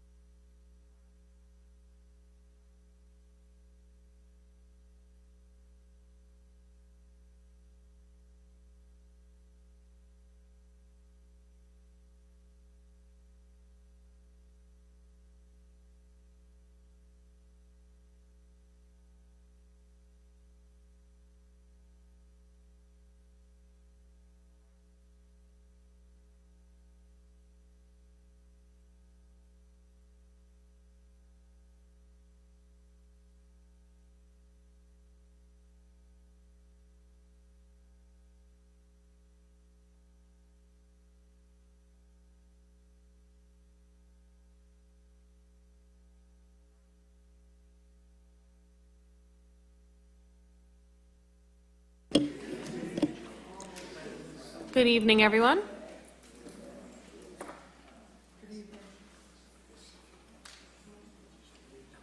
Rick?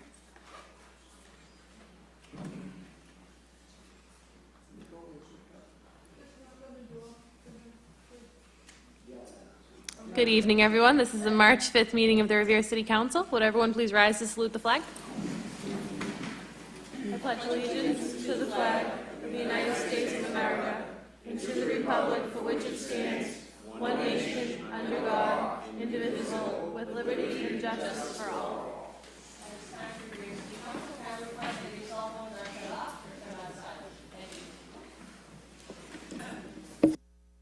Roll call of the members. Councilor Guanasso?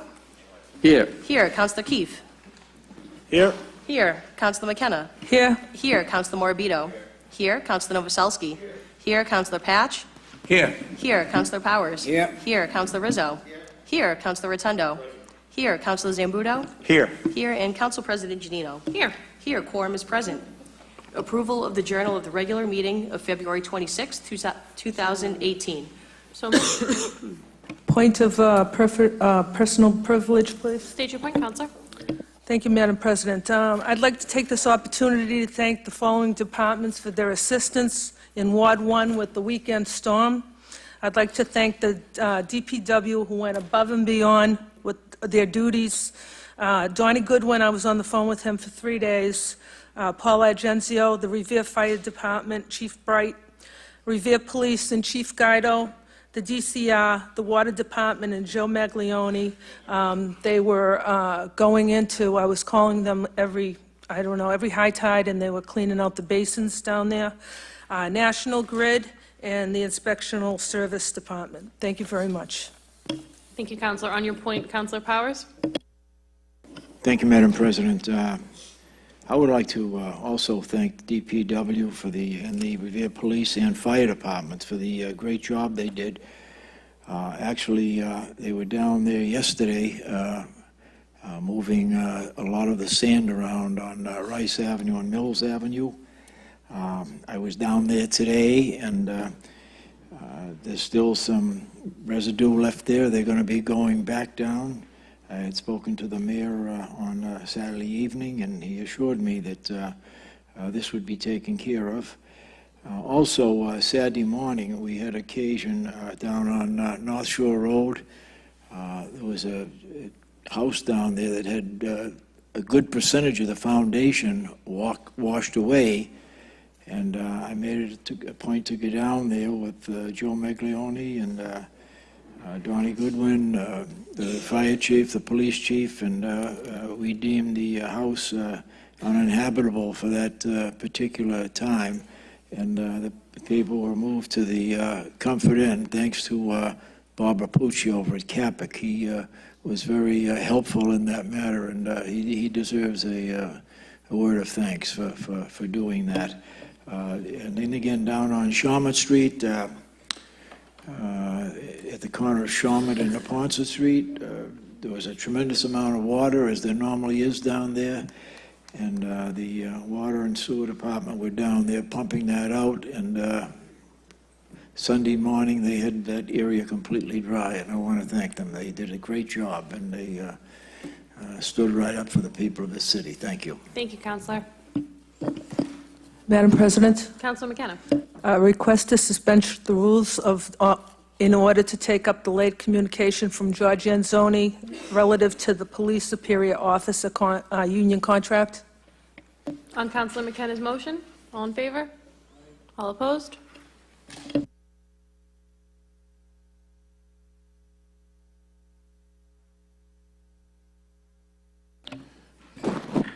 It's noted Counselor Genito is recused from discussion on this matter. Mr. Anzoni? Yes. Thank you. And thank you for taking into consideration, take me out of order. At this time, and before you, I've put in the police superior officers contract, which was agreed upon by the superior officers union and the mayor of the city. The terms of the contract are basically from fiscal year 16 to 18, the first year, it would be 1.5% on July 1st, 2015, 1.5% on July 1st, 2016, and a 3% on July 1st, 2017. That contract would end on June 30th, 2018. This also includes a 3% increase to the salary as of the 16th year of service. And at this time, what we're asking is the City Council approve, has already appropriated sufficient funds in reserve account to cover these salary adjustments, and the City Council will be approving the expenditure of these funds. So if there are any questions. Councilors? Madam President, just a question through you to George. Does that mean we have to start working on a new contract right away for them? We pretty much have to start on all the unions. They have come due on July 1st, June 30th, 2018. So we have to All start. the contracts? All the contracts come due on June 30th, 2018. For the whole city? For the city side, not the school department side, but the city side, yes. Right. Okay, thank you. Councilor Keefe? Thank you, Madam Vice President. Through you to George. I know it said that you've already accounted for the back pay Yes. to be funded in via the budget. Yes. So this won't create any additional No, this will not deficits? create a deficit. Right, and the police union has been working without a contract for 2 years? Since July 1st, 2016, yes. Almost 2 years, okay. Thank you. Councilor Actually, Rizzo? 2015, excuse me, 2015. Councilor Rizzo? Thank you very much, Madam President. We're just getting this now, so I really haven't had a chance to look through it. I just have a question, and it's not a monetary question. It has to do with the assessment center process. Is this something new that's put into this contract as opposed to last time around, do you know? Yes, it is. Yes, it is. Okay, and how does that coincide with civil service? What is the differences between, are you familiar with what the differences might be between, I know you're only looking at the monetary side, I'm only looking at the pretty monetary much. side, So, that's correct. and again, it's not going to be something that's going to, if the union and the administration agree to it, there's money there. I guess it's my curiosity that just wants to know, how this is going to differ in the normal promotional process. you know, we're going to use an assessment center now if somebody's up for sergeant? Is that what I'm to understand here? And Well, that's what lieutenant? it's, And I believe that's what's in the contract, yes. I'm not an interpreter of the contract, only the monetary side. we need an assessment center for that? Well, that's what the union agreed on, the med agree on. That's what they agreed on. Okay. Just wanted to ask the question, George. I know Right. you're only looking at the figures, so I'm just kind of glancing through it now, so. Okay. Okay. Thank you. Counselor Rotundo? As I said before, I won't be voting on anything of this nature until I get the information requisite that I asked for. I wanted to find out in the past about the assessment center, the questions that were asked in the past. More importantly, I'd like to know the findings of the top-to-bottom assessment that was done with the police department. Still haven't received it, so I'm not going to be voting on this. Thank you. Counselor Patch? Thank you, Madam Vice President. I was going to make a motion to vote on it tonight, and as far as my acknowledgement of the police department, you know, I'm not too happy with item 7, assessment center for all promotions, but that's what the union voted for, and the mayor agreed on. So, you know, I go with the what the union wants. So I make a motion that we vote on it tonight. Thank you. Your motion's on the table. Counselor Zambudo? Thank you, Madam President, Madam Vice President.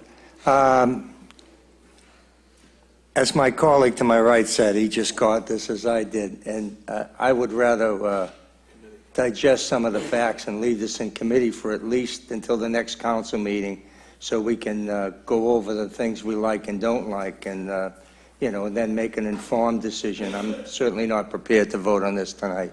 Thank you. Thank you. Any other counselors? Okay, so there is a motion on the table by Counselor Patch to do a road call. So the motion, so then I have a substitute motion, which is to leave it in committee. So the substitute motion, I believe, gets voted on first. On Counselor Zambudo's substitute motion to have the memorandum of agreement between the city and the Police Superior Officers Association remain in committee. Counselor Guanasso? No. No. Counselor Keefe? No. No. Counselor McKenna? No. No. Counselor Morabito? No. No. Counselor Novoselsky? No. No. Counselor Patch? No. No. Counselor Powers? No. No. Counselor Rizzo? No. No. Counselor Rotundo? Yes. Yes. Counselor Zambudo? Yes, I guess some of the votes I thought were there weren't there. Yes, and Council President Janino. Oh, I'm sorry, she's Yeah. recused. The substitute motion fails. The original motion is now on the floor. Shall the City Council approve the appropriation necessary to fund the memorandum of agreement between the city and the Police Superior Officers Association covering the period July 1st, 2015 through June 30th, 2018? Counselor Guanasso. Yes. Yes. Counselor Keefe. Yes. Yes. Counselor McKenna. yes. Yes. Counselor Morabito. Yes. Yes. Counselor Novoselsky. Yes. Yes. Counselor Patch. Yes. Yes. Counselor Powers. Yes. Yes. Counselor Rizzo. Yes. Yes. Counselor Rotundo. No. Counselor Zambudo. Yes. Yes. And Council President Gino is recused. The contract has been approved. Very much. Thank you. Thank you, councilors. Thank you. On the suspension, Madam Vice President, hopes it does not prevail. Yes. Thank you.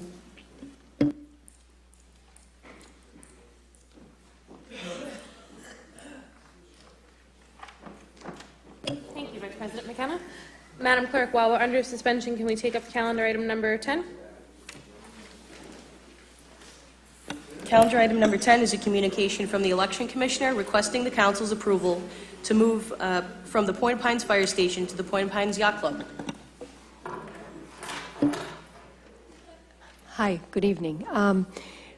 The Point Pines Fire Station is no longer able to be used, so as such, we would like to move from the Point Pines Fire Station to the Point Pines Yacht Club. Any councilors have any questions? Councilor Powers and Thank you, Madam President. Being familiar with the station down there, it's my understanding, and through seeing it myself, there are large pieces of cement that have fallen off the parapets on the building, and I think that in itself causes an imminent danger to anyone walking in there, whether to vote in there or for any other reason. So I know that Diane has made arrangements with the Point of Pines Yacht Club, Yes, sir. and I think that that will be just as much a convenient area as in fact, you've got parking there too, which Yes, a we large don't parking have where lot. we are. And I would ask my colleagues to approve this and allow the people in that end of Ward 5 to be able to go in and exercise their franchise. Thank you. Thank you, sir. Councilor Rizzo? Thank you very much, Madam President. Just one quick question through you, Madam President. I'm just assuming, this may be somewhat rhetorical, but the residents of that area will get notification of where to vote, correct? They're going to get a separate mailer letting them know there's been a change in... As Okay. per Mass General Law, Chapter Okay. 54, Section 24, yes. Yes. We'll also put signs on the Point of Pines Fire Station, if it's still there, to direct them in case they lose the card or forget about the move. So we'll put a lot of controls in place so that... Thank you very much. Thank you, Madam President. Thank you. Councilor Rotundo? Well, I'm going to vote for it, so let's move Councilor forward. Zambudo? Thank you, Madam President. I'm sure, and I'm almost afraid to ask that you've taken all the precautions for security concerns over there, and you know exactly what's going to happen at the Point of Pines Club as to how you're going to set it up and Yes. and all We had a that. site visit. I knew I didn't have to ask you, but January 25th. my the board- duty Yes, calls me thank to you, sir. ask. Thank you very much. Thank you. Madam Clerk, roll call? Shall the City Council approve the relocation of the Ward 5 Precinct 1 to the Point of Pines from the Point of Pines Fire Station to the Point of Pines Yacht Club? Councilor Guanasso? Yes. Yes. Councilor Keefe? Yes. Yes. Councilor McKenna? Yes. Yes. Councilor Morbido? Yes. Councilor Novoselsky? Yes. Yes. Councilor Patch? Yes. Councilor Powers? Yes. Yes. Councilor Rizzo? Yes. Yes. Councilor Rotundo? Yes. Councilor Zambudo? Yes? Yes. And Council President Gino? Yes. Yes, the Thank you very precinct much. relocation has been Thank you. approved. This time we'll return to the regular order of business. Calendar item, oh, I'm sorry. Good. Calendar item number 3, Melissa Hamilton and Jennifer Kaur will address the City Council relative to Revere High School's volunteer service mission that will take students from Revere to Houston as they respond to the devastating impacts resulting from Hurricane Harvey. Madam President? Counselor? If I may, just before they, they start, this was a conversation that we had, and I just want to give the council a little bit of a background on why I asked them to appear here this evening.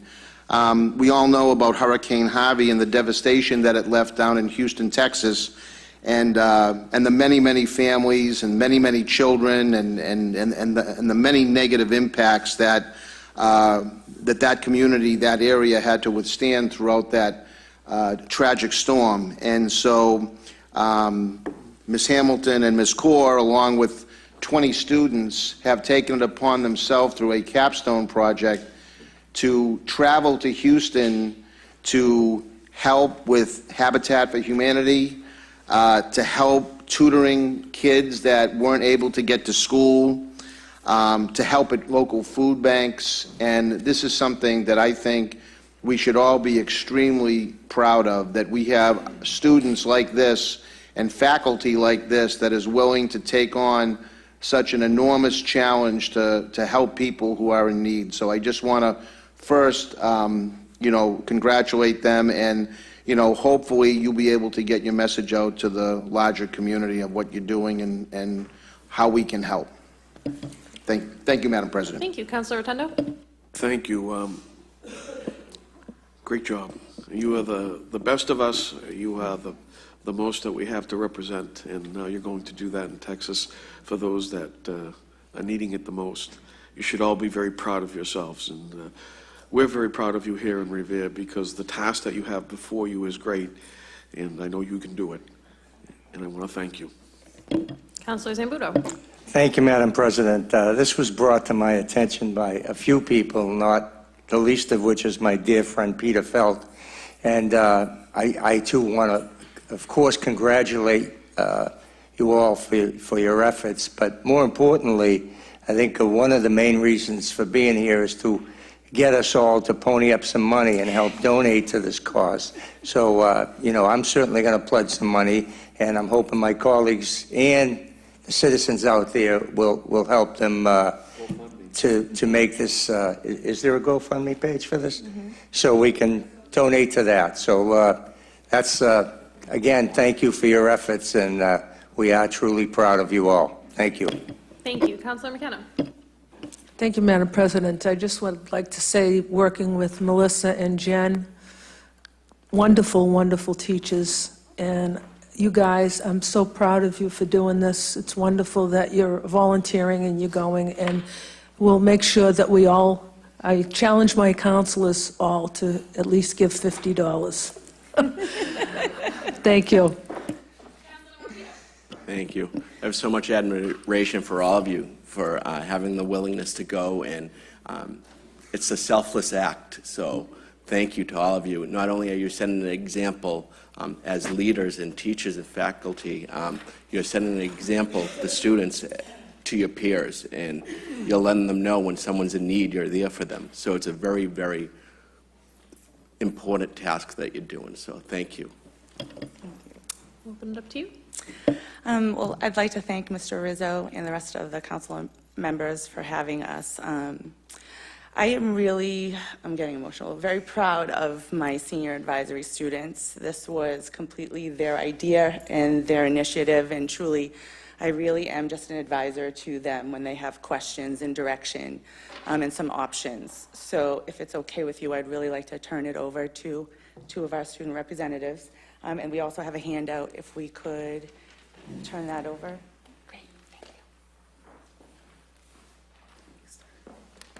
you. Hi, my name's Zaman Jossam. I'm a senior at Revere High School. I'm Brian Gutierrez. I'm a senior at Revere High School as well. We're part of two advisories at Revere High School that one day we were just sort of sitting around during the wake of Hurricane Harvey, and we were all devastated. It really hit the country in a great shock, and we just sat there and we didn't know what we could do. As people, we don't really think that we have a hand in being able to help people, especially if you're not in the area. But we saw this as an opportunity to sort of actually get a little hands-on service and help people in need. And so it just started off as an idea. It started off as, why don't we start a donation fund for the victims of Hurricane Harvey? And then it turned into this crazy idea of, let's do a service mission to Texas and help out people there hands-on, because it's just so much more effective. And we wanted to seize the opportunity, and that's what we're trying to do.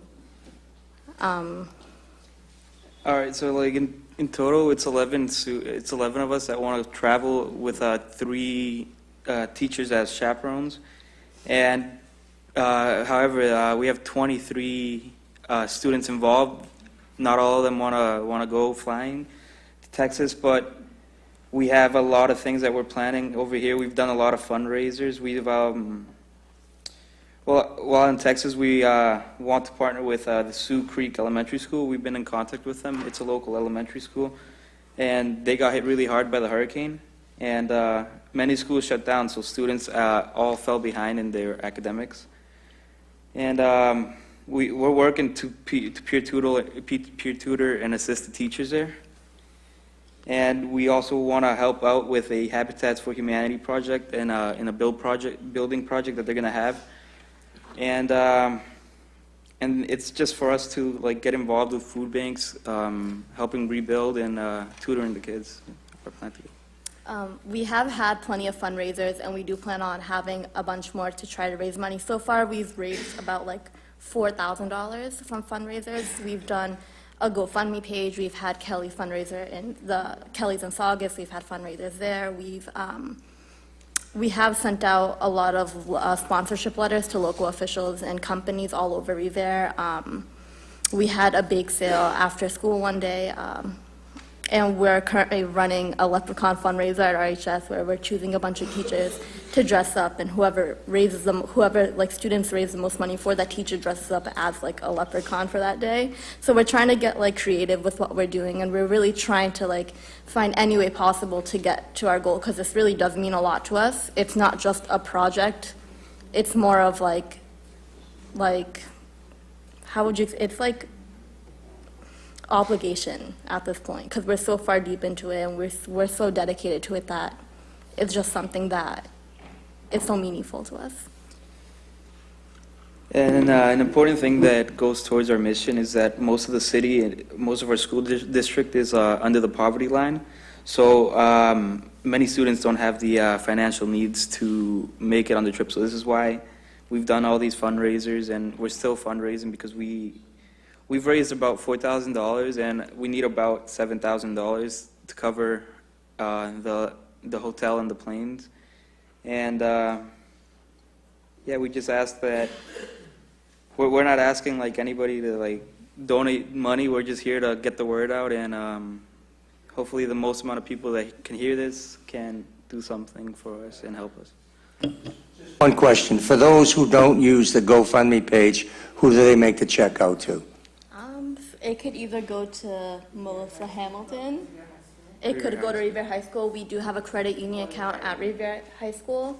So Revere High School, and put your organization / Yes. dedicated to that. Okay, great. Thank you. Any other counselors? Yes. Counselor? Could we have the literal contact information so if someone wishes to send a check, an address, so that people in the audience can hear this? The other thing is this. We have many projects before us, and I'm sure developers that come before us will show some goodwill to you. If not, I can guarantee you I'll be putting the arm on them. Yeah, because this is a good project. Yeah, it's extortion, so what? I'm sure they won't mind helping a good cause like this. I'll put the arm on YouTube, Tony. Anyway, so this is very heartwarming, folks. And they can send a check to the high school. They can go on the GoFundMe page. Yeah, the GoFundMe page is right on the bottom of the page that we handed out to you guys. Yep, so it says www.gofundme.com, RHS Senior Advisory Service Mission. Again, it's RHS Senior Advisory Service Mission. And other counselors, we all have Facebook pages. I say we probably put this on our page and put it out to the people that are on it. And let's blast this and get this going for the people here. These beautiful young men and women. Thank you. Thank you, Counselor. We really do commend your efforts, guys. You make us as a community so proud, and how great is it to have students that are going above and beyond their call of duty and their own purpose at the high school to want to help other people in another community. It really speaks a lot and speaks volumes of the work of the teachers at the high school, as well as the quality of our students. So thank you guys so much. Thank you.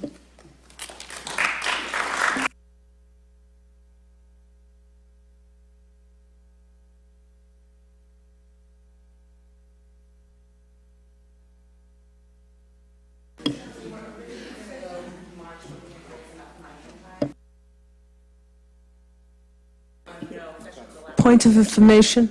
Counselor? So I just asked Melissa Hamilton when the group is going, and it's the end of April? April 26th to the 29th. So we do have to get that money in by before that, so these kids can have it. Thank you. Thank you, Counselor. We can also ask that they run this on Revere TV. We'll get Revere TV the information so they can do a plug for us as well. Oh, they need a total of 7,000. So, Councilor Rotundo, they need a total of 7,000, so we got to get everybody on board. I was over here talking to Councilor Rizzo about possibly speaking to the mayor and seeing if we can do something on that level too. We'll do everything we can. Madam Clerk? Calendar item number 4, joint meeting of Comcast, National Grid, and Verizon to discuss double poles and patchwork.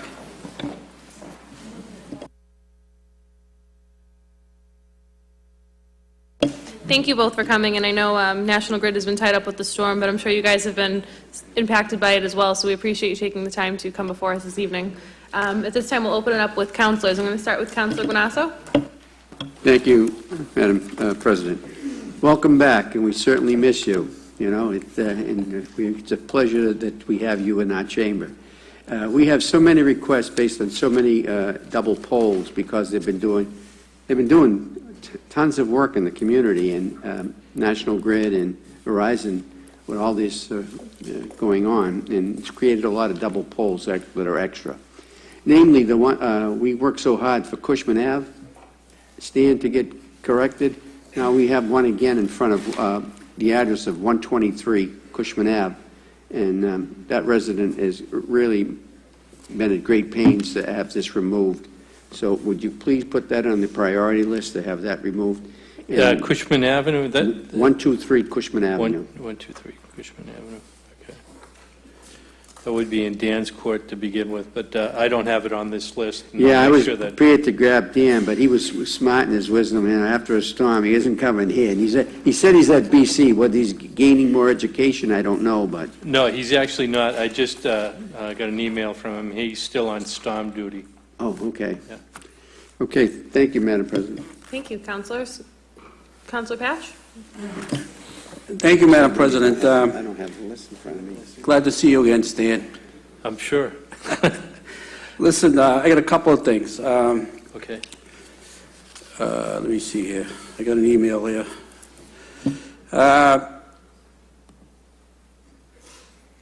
619 Washington Ave.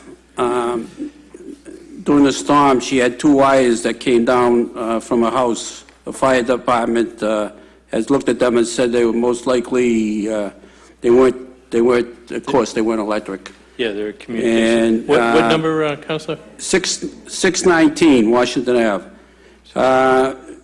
But she says her cable's working good, so I guess that leaves it to you.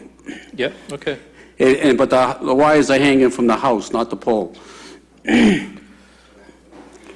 So it's a down wire at the house? Yeah, there's two wires. I don't know why there's two, but... Okay. Okay, and also on Michael Road, this is the same question I ask you every time you come here. Pole 2, number 2. Michael Road.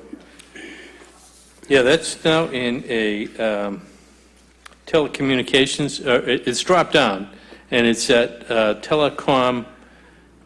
No, I thought we already took care of that data. It's still on. It's still on. Well, we got the email that the guy said he took it down. Okay. I think he sent it to both of us. Then what I'll do is I'll just get it to you. If you could, you would be next up on Michael Road, pole 2. So if you go and clear it, then we can get it. Okay. All right, and thanks, I think you took care of Milano Ave. Yep. Thanks for doing that. Not a problem. Councilor Novoselsky? Thank you, Madam President. Stan? Yep. Thank you for both coming. Unfortunately, I misplaced my list, but can you check Nahant Avenue? There was, Revere Fire had moved the line. Did they post that on the engine? I have that pole is still in Grid's court. There's no other line. That was an RFD fire department cable. Okay, I only have one listed on this, on the database that I printed out for you. When you say one listed? One on Nahant Ave listed. That's correct. It should be one pole. Okay. And who's next on it? Well, it still shows as National Grid, so they haven't cleared it, but Fire Department, you said has... National Grid is off, and Fire Department is off, and next is Comcast. Right. I'll ask Stan to make sure that that's clear. Okay. And then Fire Department, if they've cleared already... They're just waiting for Okay. National Grid to clear it so they can do theirs. All right. Okay. Then I'll be bothering Comcast for their move. All right. Thank you. Councilor Powers?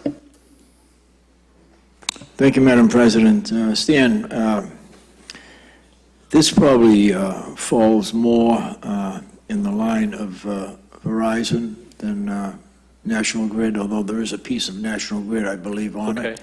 Pole number 4242 on Rice Avenue at the intersection of Witherby, that'd be on the ocean side. I was down there over the weekend during the storm, and I noticed that pole was really shaking badly. Okay.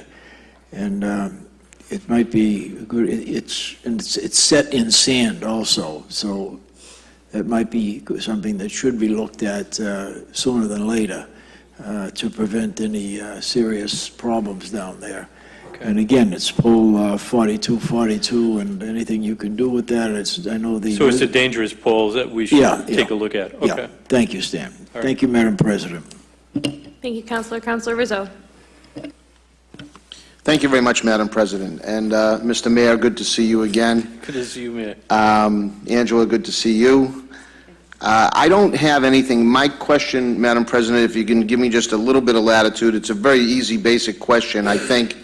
But understanding that RCN is soon to come into the community, my understanding is they're going to have to rewire the whole community. They're not going to be using any existing wires. Am I correct in saying that? Yeah, they would have to, put their own cable up, and they wouldn't use someone else's. Okay, Correct. so as they're rewiring the whole city, is it feasible to look at poles at that point, but rather than, have another wire going onto a pole that, not necessarily a double pole, but we have poles that aren't in the best of shape?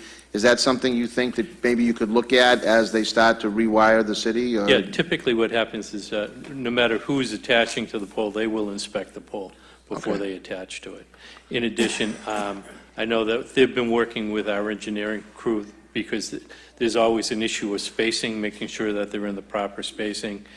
So I know that our licensing group is involved. So those poles will be looked at as, first as they're being placed and as they're being inspected by engineers.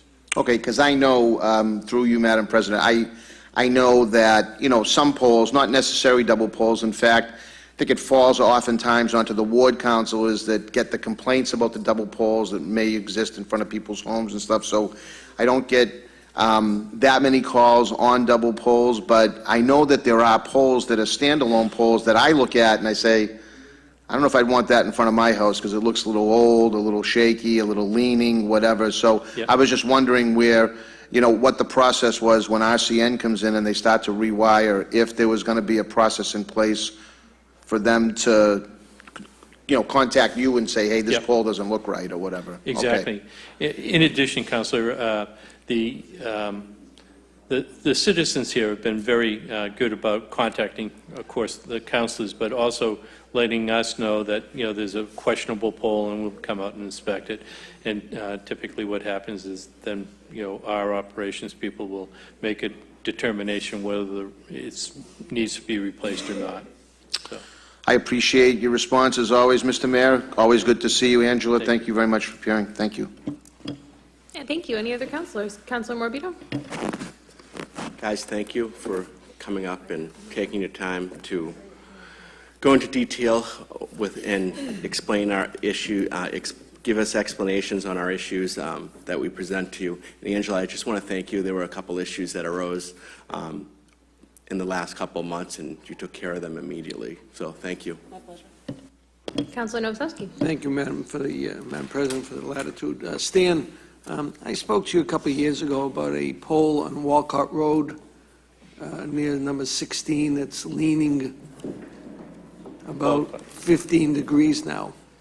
Okay, oh, it's not a double pole, Walcott It's not a double pole, it's looks like it's a pole that's going to fall down and pull the other poles down with it. Okay. So if they can review that again. Roughly the... 16 Walcott 16, Road. okay. All right. I'll put that into engineering Please, tomorrow. yeah. It's getting worse. Okay. Thanks. Any other councilors? Councilor McKenna? Thank you, Madam President. Stan? Yep. Hi. We had a problem 1027 with Rabav. The pole almost came down during the storm, and I don't know, they did come down and secure it, but I don't know how well they did it. So it's right in front of 1027. Okay, typically what they'll do is make sure that it's secured if it's not on the ground, only because during the storm, there were a plethora of poles that were down, and we try to restore those first. I'll ask and see if that is scheduled to be replaced or what. Okay, it was swaying, and they did Okay. come down as an emergency, so it's going to fall on a house. Okay. Any other counselors? Thank you both. Thank you.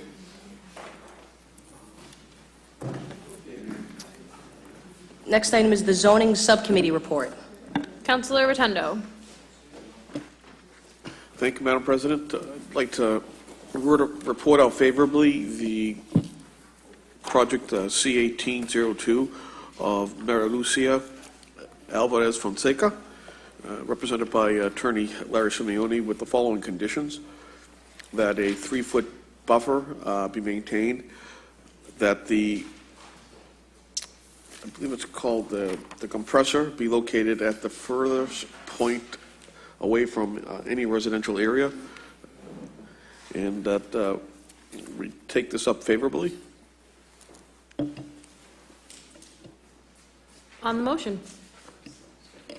I just had one other question, Counselor. Will the other conditions that were set forth by site plan review be included? Thank you. Okay. On the motion with the conditions of site plan review. Shall the City Council grant the relief requested for 225 Broadway, subject to the findings and conditions of site plan review? And Chairman Rotundo. Counselor Guanasso. Yes. Yes. Counselor Keefe. Yes. Yes. Counselor McKenna. Yes. Yes. Counselor Morabito. Yes. Yes. Counselor Novoselsky. Yes. Yes. Counselor Patch. Yes. Counselor Powers. Yes. Yes. Counselor Rizzo. Yes. Yes. Counselor Rotundo. Yes. Counselor Zambuto. Yes. Yes. And Council President Janino. Yes. Yes, the special permit has been granted, subject to the findings and conditions.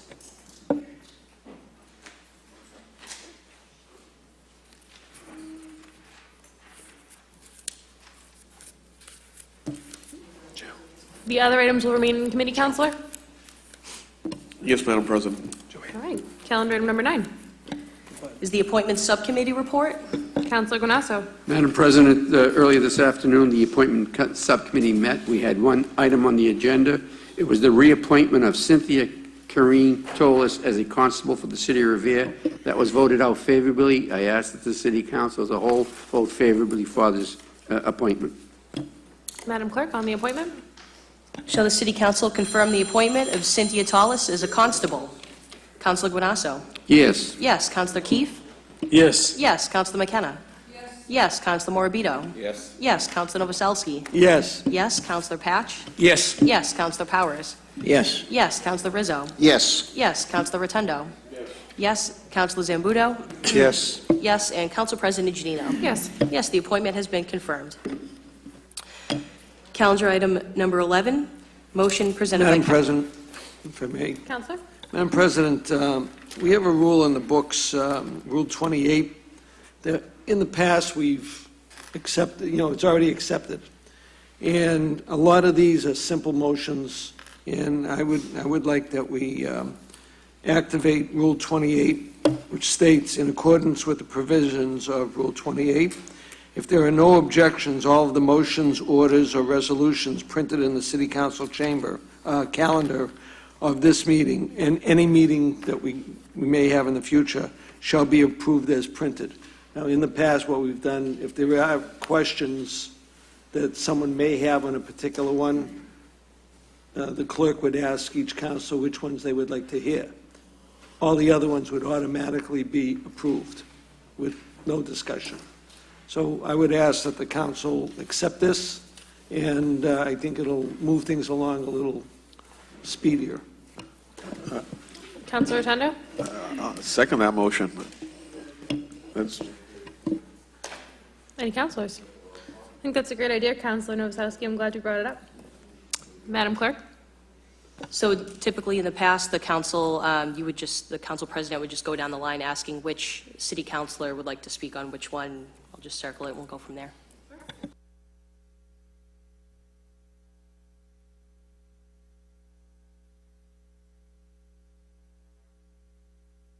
None tonight.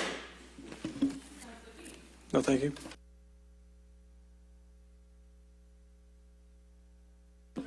Pass. I'm just going to go on with Councilor Rizzo there on 12. Councilor Powers? 11 and a late. 11 and which late, Councilor? I don't have it in front of me. Sorry, I'm mixing up. Which late, Councilor? Councilor Powers, you had two late motions in. One was regarding Wonderland, and the other was the Casasa overpass plaque. So we have 11, 19, and 20. Councilor Rizzo? I'm going to go along with Councilor Patch's calendar item number 12, and I think, do I have a late in there, Madam Clerk? One late? So 12 and 18? Is 18 the late? That is the late. Okay, yeah, please. Thank you. Councilor Rotundo?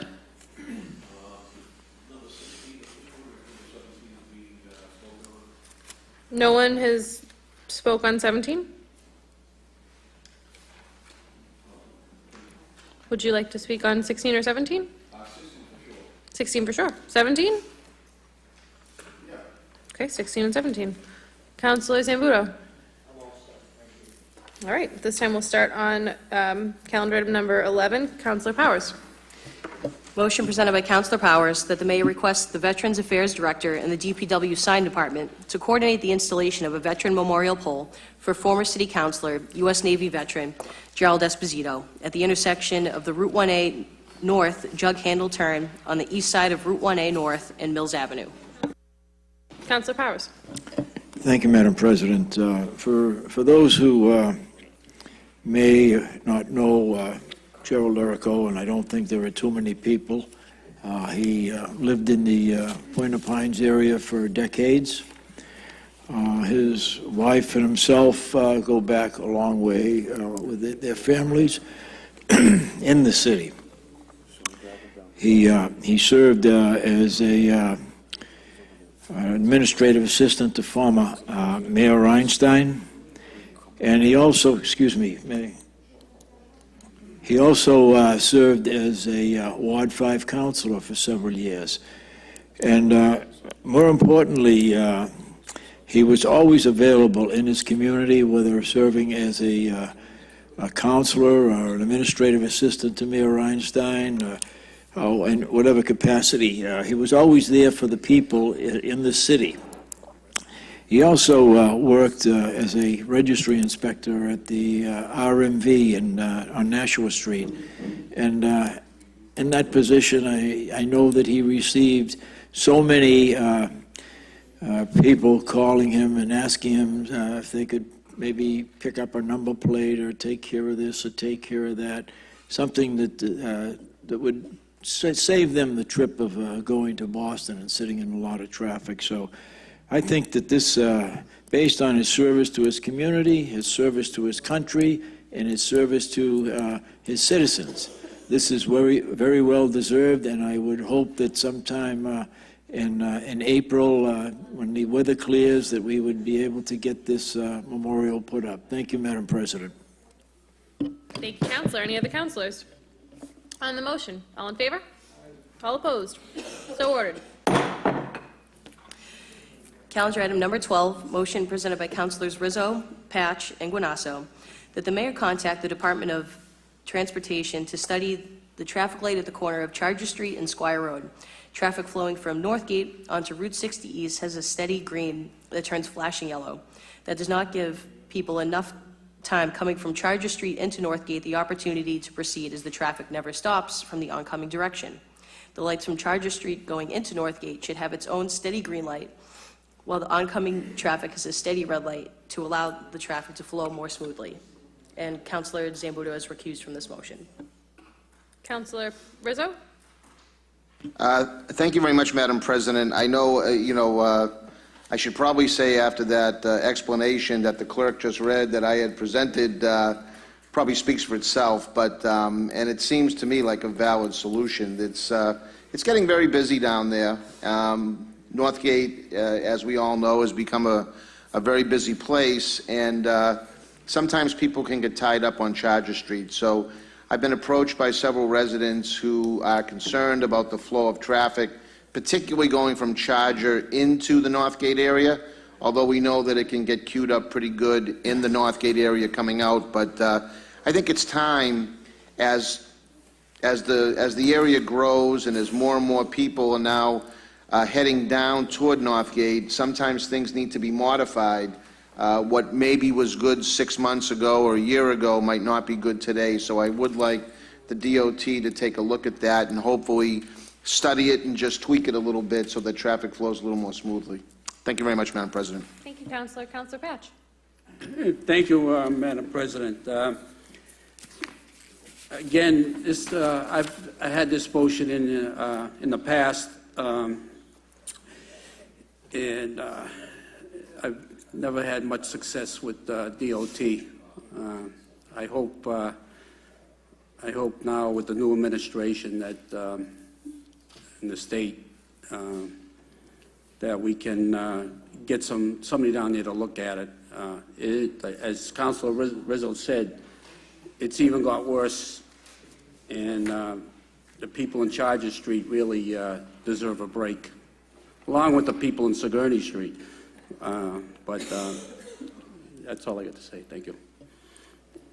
Councilors, if I may, can I amend this motion to include the Sigourney Street light, that they can look into that as well? Absolutely. Thank you. Madam President? Councilor?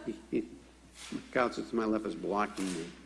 I just need, I echo the sentiments of the previous two councilors, and certainly when you come down Charger, you don't have a possibility of getting across because there's so much traffic generated from, what's the old saying? It said, don't ask for something, you might get it. Well, we asked for something, we got it. When we asked for Market Basket to go there, we welcomed them with open arms, and we saw a depleted shopping center pretty empty. We don't know when we had it good with traffic, because in those days you could traverse the whole area without any problems.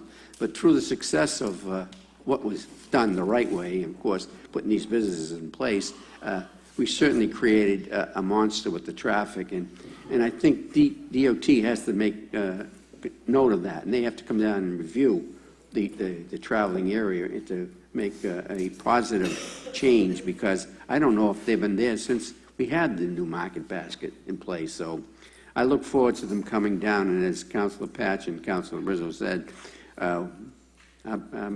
batting record with DOT is not too good on state highways, so we look for their help. Thank you, Madam President. Thank you, councilors. On the motion as amended, all in favor? All opposed? So ordered. 15?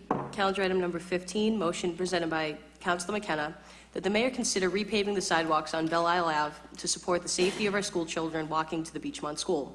This motion was previously submitted approximately 8, I think that should say months ago, because the sidewalks are so deteriorated, students have to walk in the street to get to school. Councilor McKenna. Thank you, Madam President. So this is on Belle Isle Ave, and it's in the direction of the Beachmont School. And the sidewalks, there really aren't any sidewalks left. It's all dirt. So I'm asking, this is my second motion, I'm asking, it's tar, it's not concrete, so it's less expensive, and I'm just asking if they'd re-tar the sidewalk going to Beachmont School. Thank you. Thank you, councilor. On the motion, all in favor? All opposed? So ordered. Calendar item number 16, motion presented by Councilor Rotundo, that the mayor look into the feasibility of placing a resource officer at every middle school or at the middle schools that do not currently have one. Councilor. It speaks for itself. Any other councilors wishing to speak? On the motion, all in favor? All opposed? So ordered. Calendar Madam item- President, Counselor. I'm sorry, I just want to follow up on Councilor Rotundo's motion. I really don't know what to make of it, and I really don't even know where to go with it. I mean, we have a couple of motions that have been submitted pertaining to public safety. Councilor Rotundo was just asking about another SRO or putting SROs in middle schools. And, you know, we have a motion in that the mayor appear with the fire chief to talk about apparatus and maybe if there's a need for more overtime or more firefighters or what is causing these brownouts and equipment to be out of service. And that to me was an emergency motion then. Now we asked, in light of this uptick in violence in schools and so on, we wanted to meet with the police chief and the mayor in executive session to talk about what plans they have in place. And I can't for the life of me understand why we're not even getting a response. Send a note. If he wants to send a note and say, I'm not interested, at least tell us that. But to not know, I mean, I'm fearful for where Councilor Rotundo's motion is going to go, if it goes in any of the places that my motions go.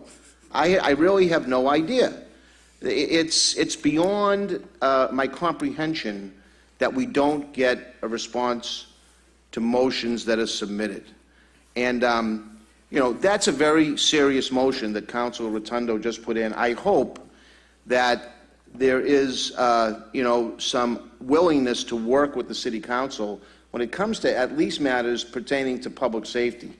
These are not feel-good motions. These are motions that impact the safety of our community, and in this case of the over 7,000 kids that attend public schools. I think this should get his attention, and we should be able to follow up on motions that are submitted. And I just want to say that as a point of privilege. Thank you very much, Madam President. Thank you, Madam Counselor. President, can I just Rotundo? have a point of He information, asked one point first, of and then information He rules? asked for one already. You're up next, Counselor. Okay. I just want to, I don't want to step on your toes, Councilor Rizzo, but I just want to say there was a public meeting at the high school last week where Chief Guido was there, Chief Bright was there, the RSO was there, and they talked about the emergency plans that they would take and all the active shooter drills they do. It was a very informative session. So I know Councilor Novoselsky was there. I just want to let you know that they did have a public meeting. I don't want the viewers to think that the school committee just sat back or anyone else's. You know, Councilor, you know, through you, Madam President, I'm not suggesting the school committee sat back. I'm saying we're the City Council, and we have an equal responsibility, if not, you know, a greater responsibility when it comes to spending public safety dollars and what we're doing here. And you know, I think, in all honesty, it's extremely disrespectful. I don't know, you know, I would feel if your motions were being ignored, I would say as a colleague, it's disrespectful. You know, having sat down in the mayor's office for 4 years, I would have never done that to any city councilor. And so I don't think that my motions ought to be directed to the school committee. That doesn't make any sense to me. If I wanted to be a school committee member, I would have ran for school committee. But you know, as a city councilor, asking for a meeting in executive session, by the way, not to sit here and grandstand about issues, to talk in executive session about what we're doing with respect to public safety in our schools. I just find it extremely disrespectful, and I shouldn't have to chase the school committee around to get answers to my questions. That's all I'm saying, Madam President. Thank you, Counselor. On the motion. Oh, Counselor. See, you gave the floor to Steve. Almost lost it. No, thank you. These are serious issues, and what troubles me the most is for the past 2 years, I haven't received any information, or as I say, a year and a half, to the point that I've had to FOIA things. I've stood up here and fought with the mayor tooth and nail, and this has to do with our safety. You know, something that's germane to everybody in the city, young and old. I put this motion forward because I believe that there's a need for that there's a need to have a resource officer within the schools. I understand that the school committee had their presentation with the police department, and that's fine. But I have spent some time in the military. I've done mount training. I'm sure Charlie has done his time in the military. He's a combat Marine. There are questions that I'm going to ask the chief of police and others regarding what they're going to do in the event something happens. What's their ability to withstand an MCI? How do they handle it? Questions that most people can't think of asking because they haven't had the experience to do it. But that said, who handles the CBQ here? Who handles that training? How often do they do it? How many rounds a month do they use in training? You know, because one of the biggest things that you have to know about when you're training is the use of your weapon and how many, times a month you're training with that weapon. I just spoke to a state trooper who belongs to the SWAT team, and what he said to me is that they run between 5,000 and 10,000 rounds per year. That's a lot of training. 5,000 and 10,000 rounds per year, that's a lot of training. It's a lot of expenditure. So what do we do here in the city of Revere for that training for our SWAT team that's going to be handling, God forbid, an event that happens at one of our schools? So that's why I want this information, provided to us. And more importantly, we're still looking for the information regarding the assessment center. Councilor Rotundo, on the resource officers. Thank you. Thank you. On the motion. All in favor? All opposed? So ordered. Calendar item number 17, motion presented by Councilor McKenna, that the City of Revere provide sandbags to residents afflicted with flooding during extreme weather conditions. Councilor. Thank you, Madam President. So this very bad storm, I haven't seen a storm like this happen since 1978, so don't add up the years of how old I am. But anyways, I had called for some sandbags where some residents had requested, and we don't have any sandbags. And every other community, Winthrop, and I don't know who else, but I know that Situate, they all have sandbags, and people can go to like the DPW in Situate or Winthrop, and they can get sandbags that the city provide. So I'm just asking that we provide sandbags, because I really do think this is the norm.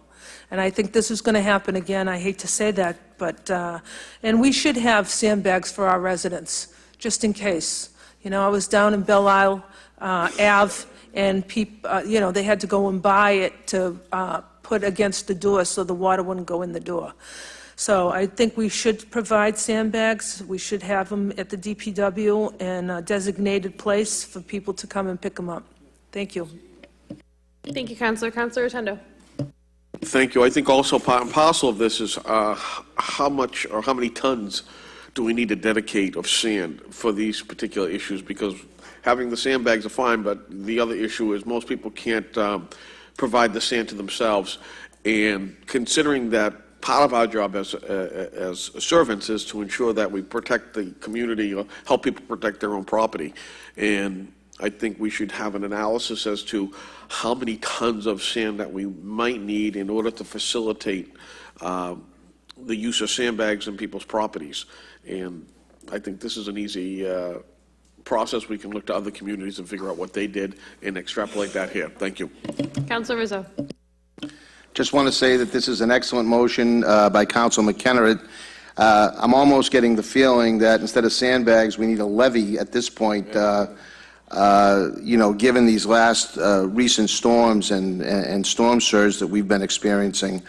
We had, I know in Beachmont, we had cars that were floating away in the parking lot, and, it's still a little bit a mystery to me why, with a 3-day notice of a major northeaster, why we didn't call school and save those poor teachers' cars and the kids that had to sit on the buses for a long time to get home because of flooded out streets. But nonetheless, I think this motion makes a lot of sense, has a lot of merit. We have to, try to help people protect themselves, and I applaud Councilor McKenna's motion in helping do that.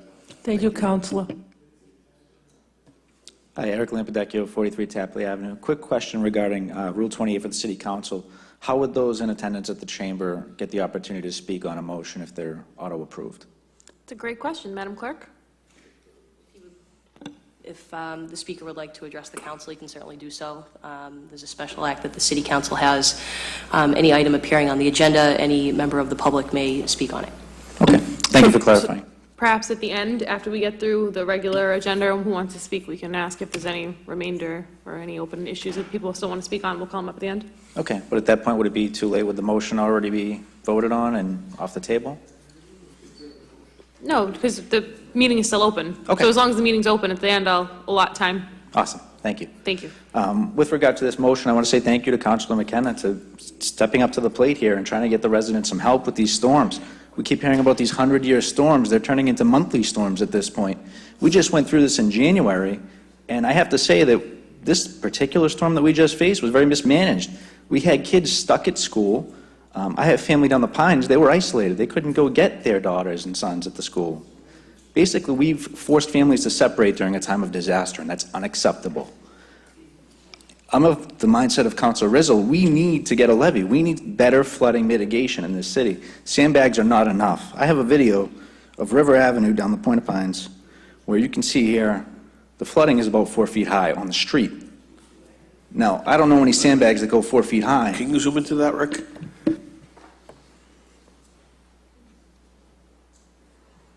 We need flooding mitigation. We are past the point. I'd like to see a motion up here for engineers to get down there, study the area, and get some solutions long-term. Thank you. Point of information. Counselor. I just talked to Speaker DeLeo today, and I have a meeting set up about what the Army of Corps of Engineers and a couple of other departments to come down to Beachmont and in Point of Pines and take a look and see what we can do. So it is a conversation that's starting. We need to start the conversation because I do think this is the norm, and I think it's going to happen again. And I know in my ward, the poor people in Pearl Ave and in Belle Isle Ave and Crystal Ave, they got 4.5, 5 feet of water. And this is the second time. So, yes, there is a conversation that's going to start. And I don't know, what's going to happen, but it is going to start. Thank you for leading that charge. Really appreciate that. Counselor Powers? Thank you, Madam President. I had the opportunity this weekend to observe the tremendous impact that the dooms had over on Rice Avenue. Well, they didn't stop all of the water. They stopped a great deal of it. And I think that without those dunes, that entire area, well, Harrington Avenue was impacted because there was a breach there. But without those dunes, that entire area would have been severely impacted. Getting back to Riverside, and one of the things that I would suggest down there, particularly, and I don't think it's an expensive thing, it's something that would cost a few dollars, but I don't think it's exorbitant, would be to find a way to work in Jersey barriers along that section of Rice Avenue, of Mills Avenue, I'm sorry, to prevent that would help tremendously, because I saw water today, I was down there, and it was just about coming over onto the roadway. And I'm sure that if you had Jersey barriers down there, or something as large as a Jersey barrier, that would have gone a great distance to prevent the flooding that they have down there. But to the mayor's credit, I talked to him Sunday evening, and Saturday evening rather, and he had equipment down there Sunday, moving that sand around, and he had it down there again today, and he will have it down there later tomorrow or the next day, making sure that all of those side streets are cleared up. He has given me that commitment. Thank you, Madam President. Councilor Rotundo. Thank you. I'm going to offer a motion based upon Council McKenna's idea, and that the City of Revere request the Corps of Army Engineers to see if there is a suitability for a wall, or revetment wall, down at the Point of Pines, very similar to what they have down in Winthrop. They have one in Quincy down at Furnaceburg Parkway, that area. And, trying to put up a Jersey barrier there, water can push a car, the Jersey barrier is just going to be play. But to have a seawall up, I think, would be beneficial. And I think, it might cost, some money, but at the end of the day, we should ask the federal government to help with that. We're spending millions of dollars to help mitigate the issues of our infrastructure for the EPA. Our state delegation and our federal delegation should at least be able to find us the money to get the Corps of Engineers to put up a seawall along the Point of Pines and down by North Shore Road, that area. So, I don't know how to phrase the motion, but Madam Clerk, if you could help me with it, or even Council McKenna. Are you working on it? Thank you, Madam President. To add to Councilor Rotundo's motion, please, you said just Point of Pines, Beachmont really needs to be added to that. It's getting inundated as much as Point of Pines. So I'd just like to add that. Thank you. Thank you, Councilor. So we'll take up Councilor Rotundo's verbal motion to have the Army Corps of Engineers look into a study of a beach wall in the Point of Pines area. How about this, that the mayor requests the Corps of Army Engineers to look at all areas of penetration within the city of Revere for the feasibility of placing a seawall to prevent penetration into the neighborhoods, water penetration into the neighborhoods. Because down by Belle Isle, that area there, I bet you if you had a wall up there, you'd probably stop some of the flooding down by that area as well. So it might be millions of dollars, but you know what? Through you, Madam President, to Councilor Rotundo, what happened down there is a couple of years ago, they had leveled it, they had mounds of dirt there that did stop some of the water, not all of the water, and that was all removed.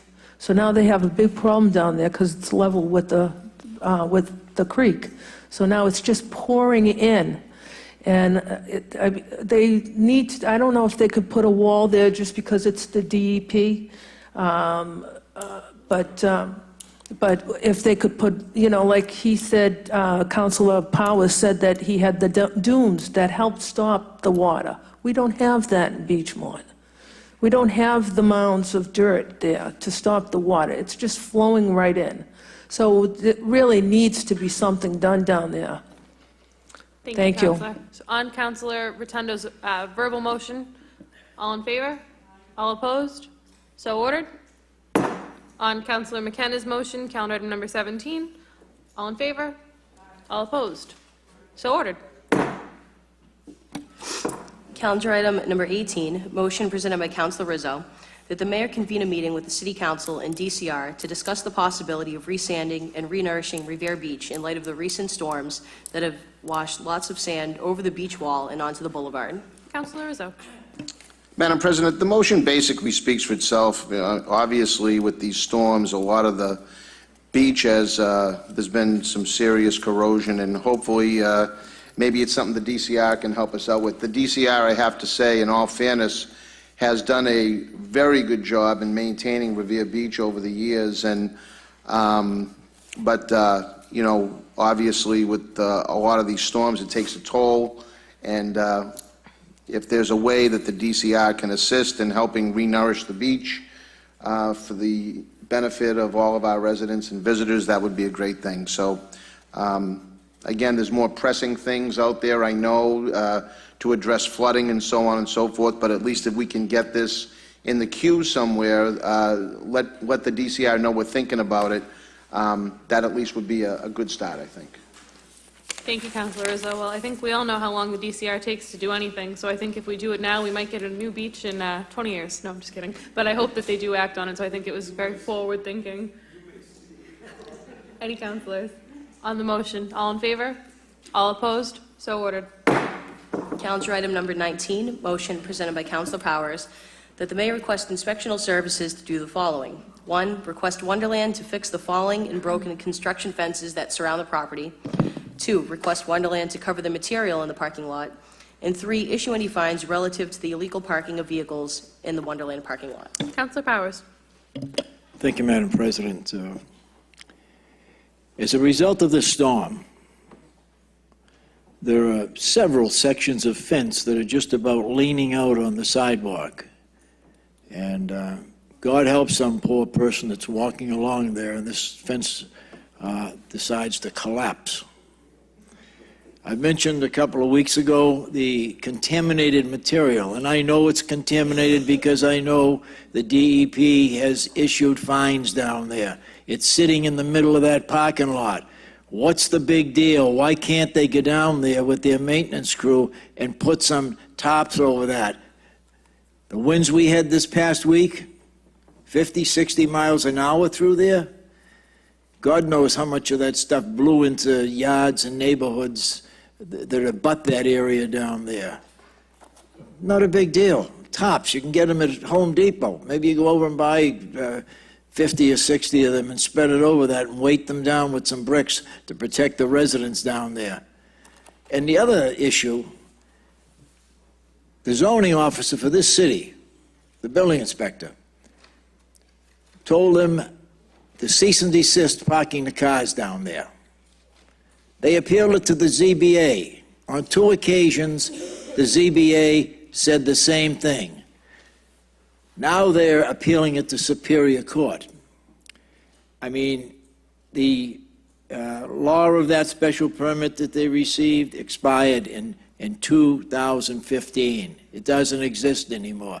And I would ask that the mayor direct the building inspector, zoning officer, to go down there and issue fines on a daily basis, not only on the debris and the fence and all of that, but more importantly, on those cars. Every day they're violating the city ordinance, okay? They don't have a license and they don't have a special permit from this body, and they should be fined to the maximum every day. If the Superior Court rules in their favor, that's fine, that's different. But I don't think they will. And I think it's important that this city flex its muscles with regard to people that are violating the ordinances of this city. Thank you, Madam President. Thank you, Councilor. On the motion, all in favor? All opposed? So ordered. Calendar item number 20, motion presented by Councilor Powers, that the mayor request Mass DOT to reinstall the plaque dedicating the Route 16 overpass at Broadway as the Mayor Andrew Casassa overpass. The plaque was stolen by vandals several years ago and was never replaced. Councilor Zambudo is recused from this motion. Councilor Powers. Thank you, Madam President. Andrew Casassa was mayor of this city from 1929 to 1934. He served 3 consecutive terms. He was the first Italo-American mayor ever to be elected in the city. And for years, I can remember a plaque on that bridge on the Chelsea-Revere line dedicating it as the Andrew Casassa Memorial Bridge. And I think that it's incumbent upon us to make sure that that plaque is put up there again. The man served this city, and he served it, from all indications that I've heard, he was a good mayor. Obviously, he was reelected a couple of times, served 3 terms. And I would ask a copy, Madam Clerk, a copy of this motion be referred to Senator Boncory and Representative Vincent. Thank you very much. Councilor Novoselsky. Thank you, Madam President. Madam President, through you to Councilor Powers, can we also add the speaker on that? Please. But the second thing I want to relate to is the Casassa overpass. I know it's not my ward, but it bothers me. Every time I go over that bridge on the Parkway, we see those Jersey barriers there.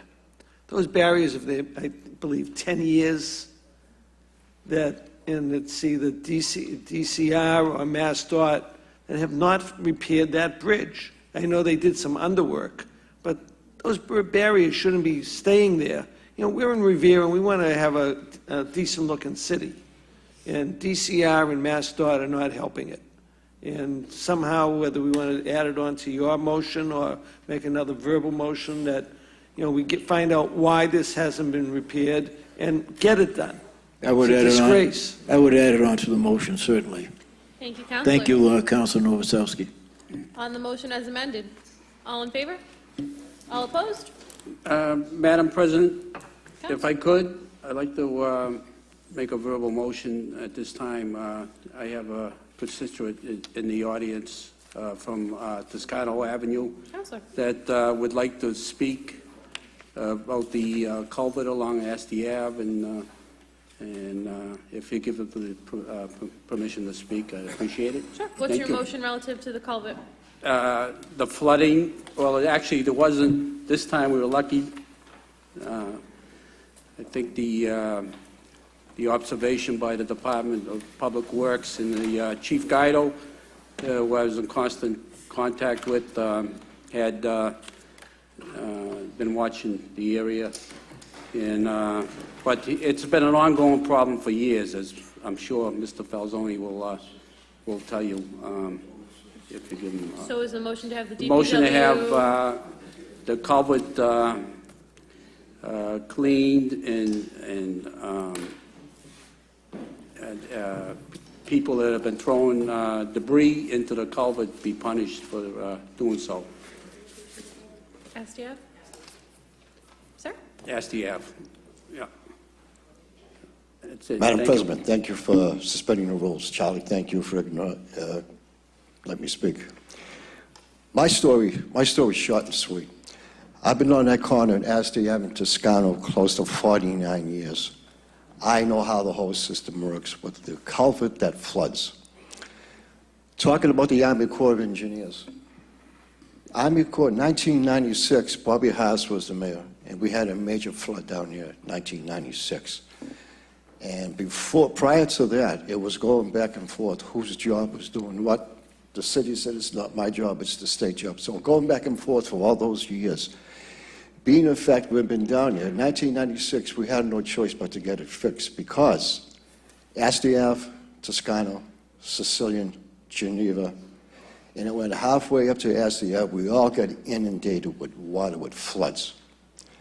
So prior to that, for the past 18 years, I can concur with Mr. Danny Rizzo. Danny Rizzo knows the problem. Charlie Patch, Ward 6, and Jessica, you're in Ward 6, but first time I met you was last week, so Yeah. thanks for listening to me. Of course. But the major part, I can concur with all, Mr. Guanasso, Ira, Mr. Powers. All you guys live near the ocean. And every time I'm sure you hear of heavy rains and the tides, extra high tides coming in, you guys must squeak. Is it going to happen or it's not going to happen? Where I live, Ward 6, there is no large body of water. There is only a small creek, what Mr. Charlie Patch just had said. And the reason why it floods down here is because when Green Tree Lane was put in and Caruso Court was put in, what happened with that? Ever since then, 1996, when it flooded, we found every house that abutted that little creek on Caruso Court was dumping bags of grass that they cut.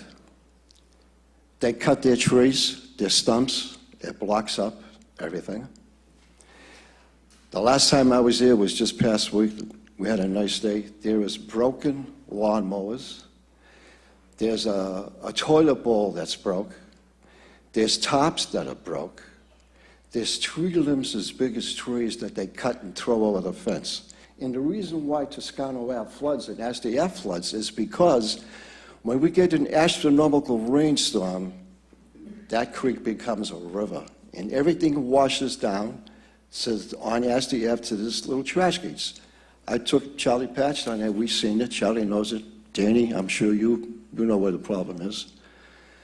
And I've been taking care of the problem myself for about 5 years. I'm in this creek with my rake and my wheelbarrow straightening everything out to relieve the pressure on the city of Revere. I must say, because of where the DPW is not really, they don't have enough manpower. I do understand that. I'm not here to cast any stones on anybody. I just need help.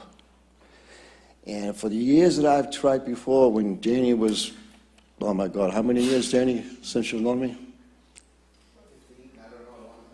Long time. Danny knows the problem, and we're still trying to get it. But first of all, I don't want to talk anymore. You guys, thank you for suspending the rules, but there is some pictures will illustrate, if you don't mind, if I could start from left to right and pass them down. Yeah, or if we give them to the clerk, she can distribute them too, and we can give them back, or, Thank you. thank you. Picture one, when you get to picture one, the problem area starts from behind the Showcase Cinemas. That's where it all starts from. Now, I'm so glad that we talked about the Army Corps of Engineers. I was told the Army Corps of Engineers in 1996, when they fixed that problem, they never maintained it again. And I was told that they're broke. Picture one is where it all starts from. That body of water runs through the floodgates. It runs parallel with the Harley-Davidson, runs under Squire Road. And the first impact area is St. Mary's Church. The ballpark that is built, that was inundated, flooded. That's the first impact area. Then it trickles down, and it comes down to Astor Ave. And if the trash gates are blocked up because they're not maintained by the state, Revere is, like I said, they're flushed out, but they need a lot of help. So with that, this fella, Mr. Coletti, is the engineer for stormwater drain engineer for, I think it's Sector 4. I was calling this guy, and me being an ordinary Joe Blow six-pack, he's not going to answer my phone calls, but he's going to say, who the hell is this guy? So I was told that this man, the engineer for the city, I went down here, talked to him, I guess his name is Ryan, but it's immaterial. He's had said to me, he's made numerous phone calls to this person, and his answer to the engineer for the city, the public's not complaining, so more or less there's no reason for me to do anything else. So when I heard that, that's when I started calling, and there was no answer, nothing whatsoever. So I said to myself, I called Charlie Patch. Name recognition goes a long way. I'm sure Charlie said who he was, and 20 minutes later, there was the phone call.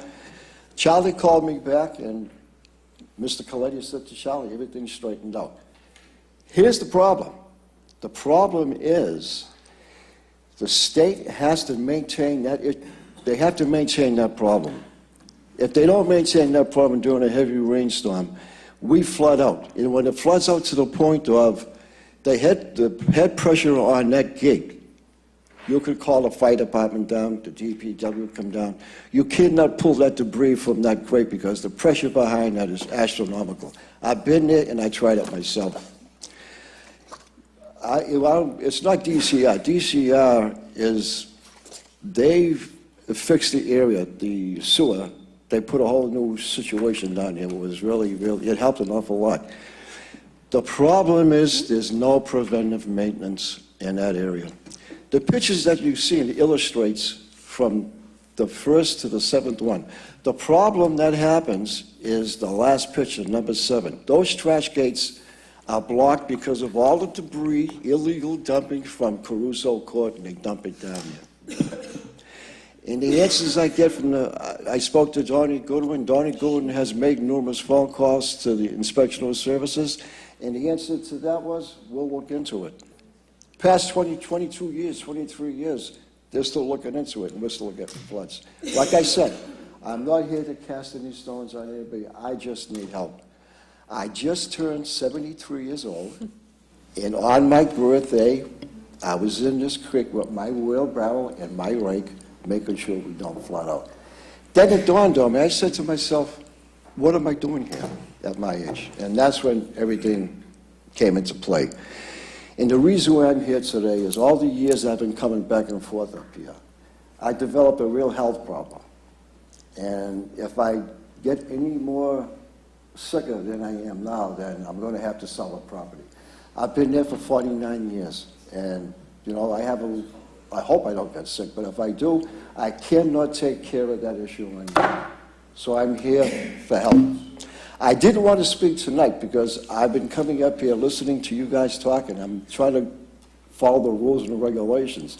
But because of this last storm here, we got very lucky. And the reason why we got lucky, because Caruso Court, they're not cutting grass, they're not trimming their trees, they're not throwing garbage out, there's no plastic bags full of grass that's blocking the area. Next month is the rainy season, that's when they start. That's when they start throwing their clippings in the little brook, and that's when all hell breaks up. So again, I can't go down there anymore this spring or this summer, so I need help. I'm going to be back. I'm going to try to come here. I'm going to make arrangements to try to come every night. For my story to wrap this up in this short amount of time is just ridiculous. And I'm sure you guys, you know, it's late. And I want to thank everybody for suspending the rules to hear my plea. But I will be back with more details with the departments I intend to work with, if it's okay with you guys. Thank you, So sir. pictures illustrate, they show an awful lot. And thank you again. And I'll see you again. Thank you. Thank you, sir. And I think a picture's worth 1,000 words, and we appreciate your time and you know, going out of your way to help the city and help your neighborhood. I'm going to open it up to councilors. Councilor McKenna, followed by Councilor Rotundo.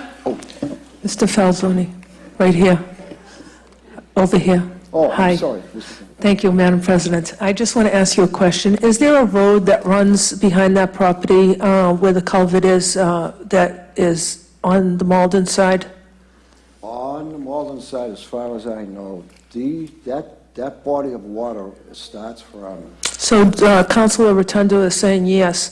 What I've heard, because I have friends on Goldie Street that got flooded, and they said that there's a road that runs in back of the properties of that area.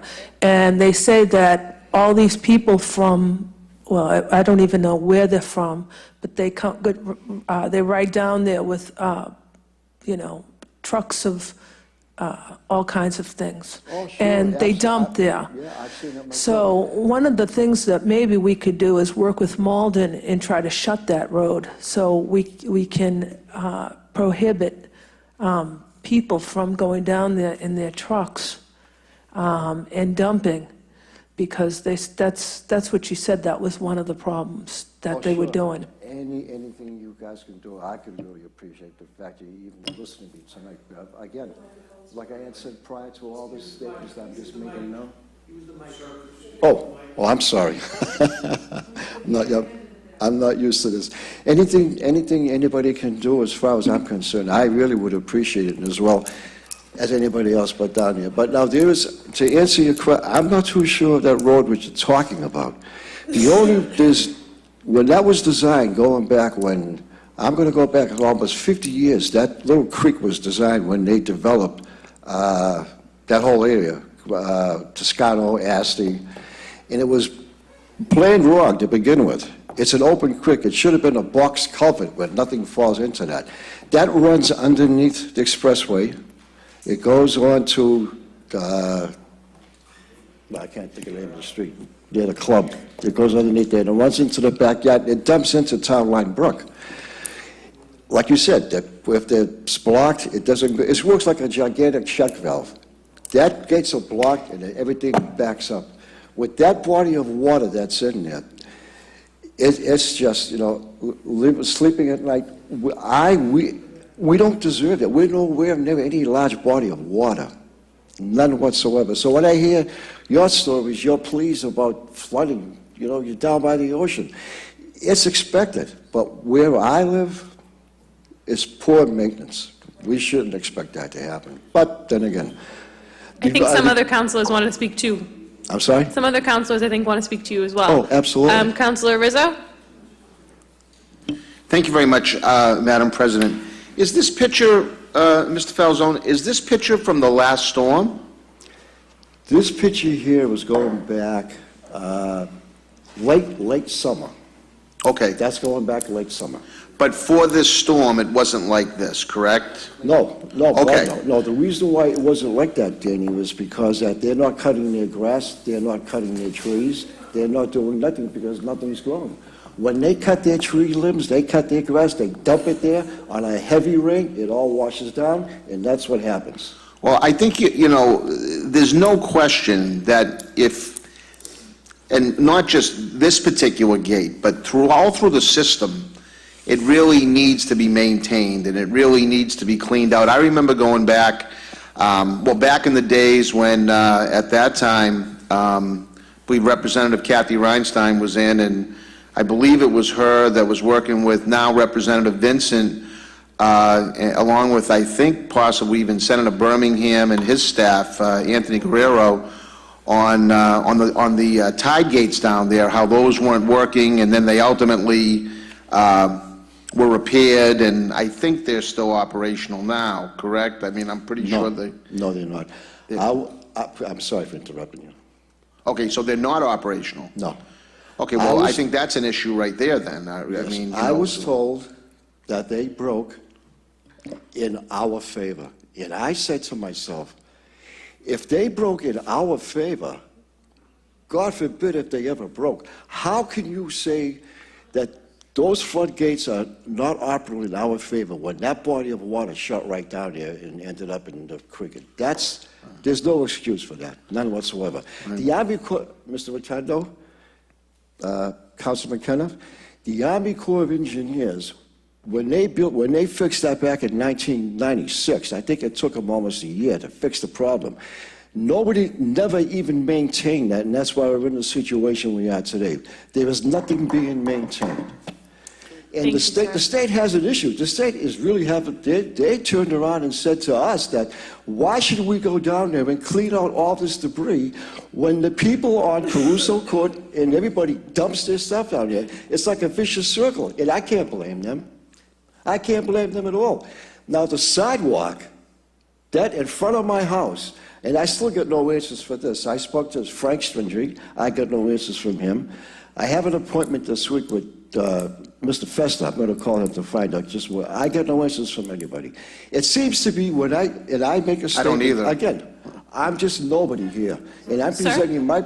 Oh, I'm sorry. No, with all due respect, Councilor Rotundo has another comment, but I think what the best solution for this would be is to put it into the Public Works Committee. That way you can come before the committee again, we can get the people that we need to help you involved, we can get, whether it's the Army Corps of Engineers, whether it's the DPW, or get the right people, because I know your area is affected, but it's also Goldie Street, it's also that whole area basically between St. Mary's and your house that is affected, and you're not the only one. There are people from Goldie Street that are in touch with Councilor Patch and I all the time, and the big picture is it's all connected. So I think Councilor Rotundo, but then we will put this into Public Works, that way you can come before the Public Works Committee and we can work to get this addressed to your neighborhood. But I want to thank you for being the spokesperson really for that whole area and getting the problem at the forefront. Again, I thank you for suspending the rules. I just have one I question. appreciate Sure. it. Councilor Rotundo has the floor, Councilor, and then I'll open it up to you. Okay. So, actually, this is something that I had dealt with in 2008, and the issue is that they're not cleaning the culvert where you are. They're not cleaning the Asti Ave culvert, which goes all the way down towards Caruso. It abuts your entire area where the highway is. The grates that you're talking about is where that's supposed to go underneath. Yes. To Lucia, it goes underneath Lucia, and then it goes underground. Yes. Under the properties, and ends up in back of Amelia Place, where the town line brook is. Now, there was a lot of problems there that Caldwell and Brown were supposed to fix, and in fact, I think, and we would have to take a look, CDM probably has the contract to clean out that culvert. The other thing is, back during the time when Tom Birmingham was the Senate President, part of the issues that we're trying to get rectified was the town line brook is actually underserving the city of Revere and Malden, in particular down by Sherman Street, where they do the dumping, which is what people are talking about. So that whole area from the beginning of Holly-Davidson all the way up towards Everett, that whole particular area is a revetment area that's basically supposed to take in surges from the Pines River and Sales Creek in that area that fills back around behind the old Johnny Food Master and the cinema. What happens is, if the gates don't work, it doesn't stop the surge increasing, and then it's supposed to go to the secondary area for basically containment, which is the Town Line Brook. However, because people dump stuff into it, it's all full of sediment, and it's not even at half capacity.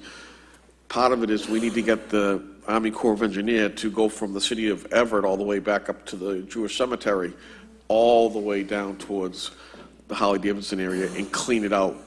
Otherwise, we're just going to keep on falling into the same issue. Mr. Rotundo, but I can assure you this. There is no State Department that is going to expend any kind of money to fix that area. I can tell you right now. If they just maintain it, we would have no problem where I live. And obviously, there'd be no problems behind St. Mary's, all downstream. But listen, I don't want to hold, I thank you so much for listening to me. You took me up. But I'm going to make sure, how do I sign up to speak? Do I go to the clerk's office? So typically in a council meeting, you speak to items that are on the agenda. So you'd reach out to a city councilor that could bring up the issue that you'd like to speak, or you can submit a letter and a communication to the clerk's office, and a communication can be submitted to the council. But for this case, what we're going to do is put it into the Public Works Subcommittee. So it will be an item in that subcommittee. I'll have Councilor Patch work with the chairman to let you know when that subcommittee meeting is. I appreciate that. And then you could appear before the subcommittee. Subcommittee is something that we use in the council to really dive deeper into issues that may not be able to be solved in a 5 to 10 minute presentation before the council, so we can get all the right people involved. After it's worked on in committee, then it's voted back out to the city council, so it gives you time to work on it. So. Thank you. So before I do go, I don't want to blind sign anybody here. My intentions are, I'm going to go a little bit further. I just want to bring you guys up to date what I'm going to do. As far as Kathy Reinstein, I spoke to Kathy Reinstein, Rosalie Vizent, she was the assistant. Now I'm going to make an appointment to speak to her offices as well, so I can get everybody on board. This is not going to be resolved by, you council peer, let me tell you, you're going to really, I'll be surprised if it gets resolved at this level. But I'm going to hope and pray it does. But again, being the fact where I got a real health problem, and I want to move, I'm just trying, give it a college try and see what happens. But thank you so much. Excuse me, just have one question, sir. Yes, Councilor. Is this a trash rack here? Yes, sir. Okay. Now, how often is that trash rack cleaned? It's not. I've been taking care of that trash rack for about 5 years. But I must say, this last storm, Donnie Goodwin went by, and he seen me in the rack with my rake and my wheelbarrow. You know, so you can't do that. And I said, Donnie, I know I can't do it, but you guys are flat out. I'm saving you guys an awful lot of problems by doing it myself. It's my property.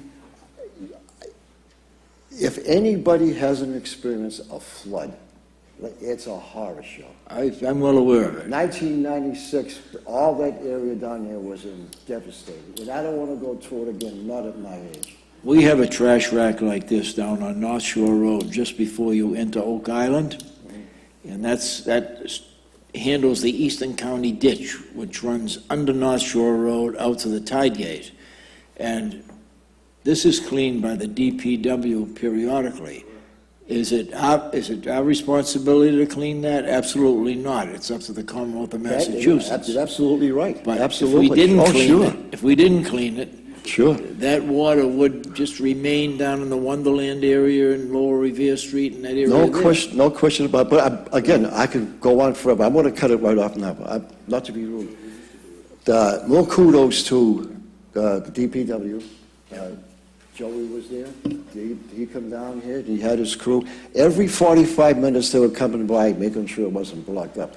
But the issue is, you cannot drive by in 45 minutes. If you get one branch on that gate, 45 minutes later, depending on the flow that's coming down, you will not free that gate because the head pressure is astronomical.